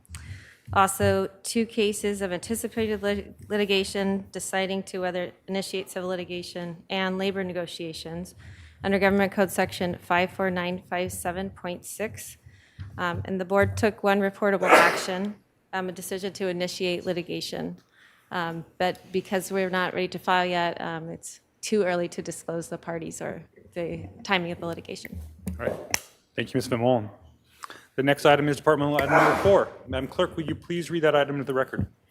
Chair Nelson and members of the board, departmental item number 4 is from the County Executive Office. It is a hearing to consider recommendations regarding the fiscal year 2021 through 2022 first quarter budget update. All right. I think we have Ms. Anderson. Thank you. Good afternoon, Chair Nelson and members of the board. As noted, this is our first quarter budget status update for July through September. It's kind of our preliminary look at the budget status for fiscal year 21-22. Our budget division chief, Paul Clementi, will be going over a few slides, and then we're happy to answer any questions you may have. Thank you, Ms. Anderson. Good afternoon, Chair Nelson, members of the board. Just a brief reminder on the background of this item. We take these updates every quarter, and what departments do is they look at their projections for the end of the fiscal year based on, for this quarter, the 3 months of actuals and the 9 months of projections remaining. And they compare that to their adjusted budget, and we look at if there's variances there between the projections and the budget. If there's $300,000 or more in variances in the general fund, or $500,000 or more in the special revenue funds, we do a write-up on the report and we present it today to your board. So the overall picture in the general fund right now is a projection of $3.1 million positive variance at year end. This is driven almost entirely by probation, projecting a $1.8 million positive variance, as well as general revenues at $1.6 million.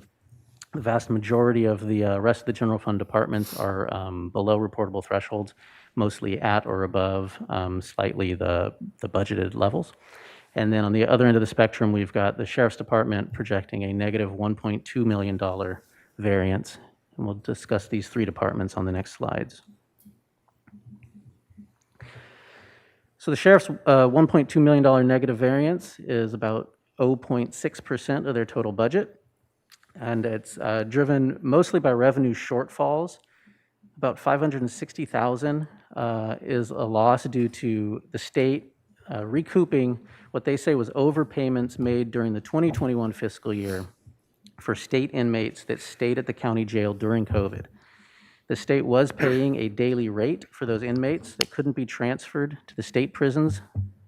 And now they're saying that the payments they made it was an overpayment. And so they've held back $560,000 that the Sheriff's Department was anticipating at year end last year, which puts them in a negative position for this fiscal year. Staff is still following up on this issue with the state, but at the moment we have assumed that that $560,000 is a loss in this projection. There's another $230,000 due to lost revenue from the passage of AB 1869, which repealed the ability of the sheriff to charge fees related to alternative sentencing. There is state backfill available. We just received notification last week of the backfill. Probation's a piece of that as well. They actually lost far more revenue than the Sheriff's Department did due to this passage. The 21-22 budget was built assuming some losses. But the backfill we are still working out. So of that $260,000 loss that Sheriff experienced in this budget year, we may be able to backfill some of that with the state revenue. We're looking at that right now. The remaining shortfall of the 1.2 is close to $400,000, and that's due to overtime costs not being completely offset by salary savings. Almost half of this, about 190,000, was due to mutual aid provided to other jurisdictions during this fiscal year. There is a possibility of some of that coming back as well. That's just unknown at the moment if that's going to come back this fiscal year or next, or sometimes it doesn't if there wasn't a declaration in the area where they provided the mutual aid. It's not always reimbursable. The remaining 200,000 is due to issues we're familiar with. The time required to train new staff due to vacancies when they come on. They have significant academy and then field training time. They're drawing a salary at that point, but they're not yet covering post positions. Sheriff often has to backfill with overtime for those. They've had numerous sworn staff out on workers' compensation. They've had extended illnesses and leave of absences. So to provide the minimum level of staffing at post positions often requires them to pull in staff on overtime.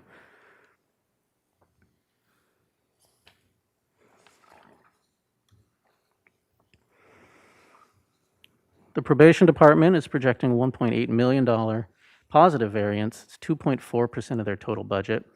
This is mostly driven by anticipated salary savings, which is a perennial issue for the department. They've often struggled to fill vacancies, and it has in past years often led to a surplus at year end for them. They've also received $344,000 in unanticipated growth in 2011 realignment revenue for their juvenile programs. That is a restricted revenue source. If they don't spend it this year on the requisite programs, they have to fund balance that in a restricted fund balance for use in future years towards those eligible programs. And they've also seen lower service levels at some community-based organizations that provide services on their behalf, which results in a savings to probation department as they're not paying out those costs and fees to the CBOs.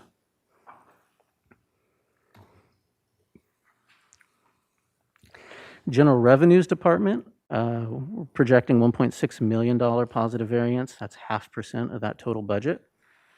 It's driven by unanticipated revenues, higher than budgeted sales and use taxes and property transfer taxes, offset slightly by lower than budgeted interest income.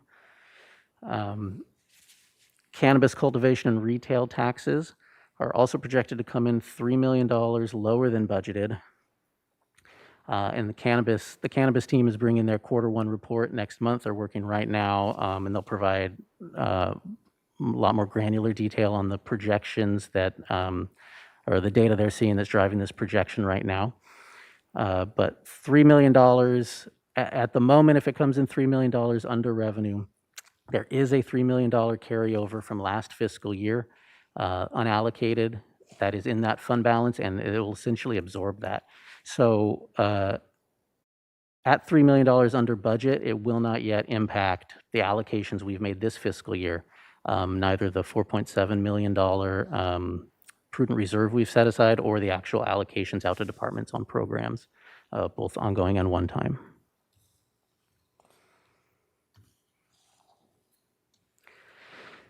Our special revenue funds have no reportable variances this quarter.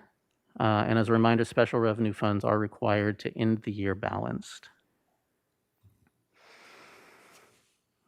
Our recommended action today is to receive and file the 21-22 first quarter budget and financial status report, provide other direction as appropriate, and make the CEQA determination that this is not a project. All right, thank you, Mr. Clement. Any questions from the board? None? Okay. Any public comment on this item? Chair Nelson and members of the board, we have no requests to speak on this item. All right, back to the board. So it's the receive and file.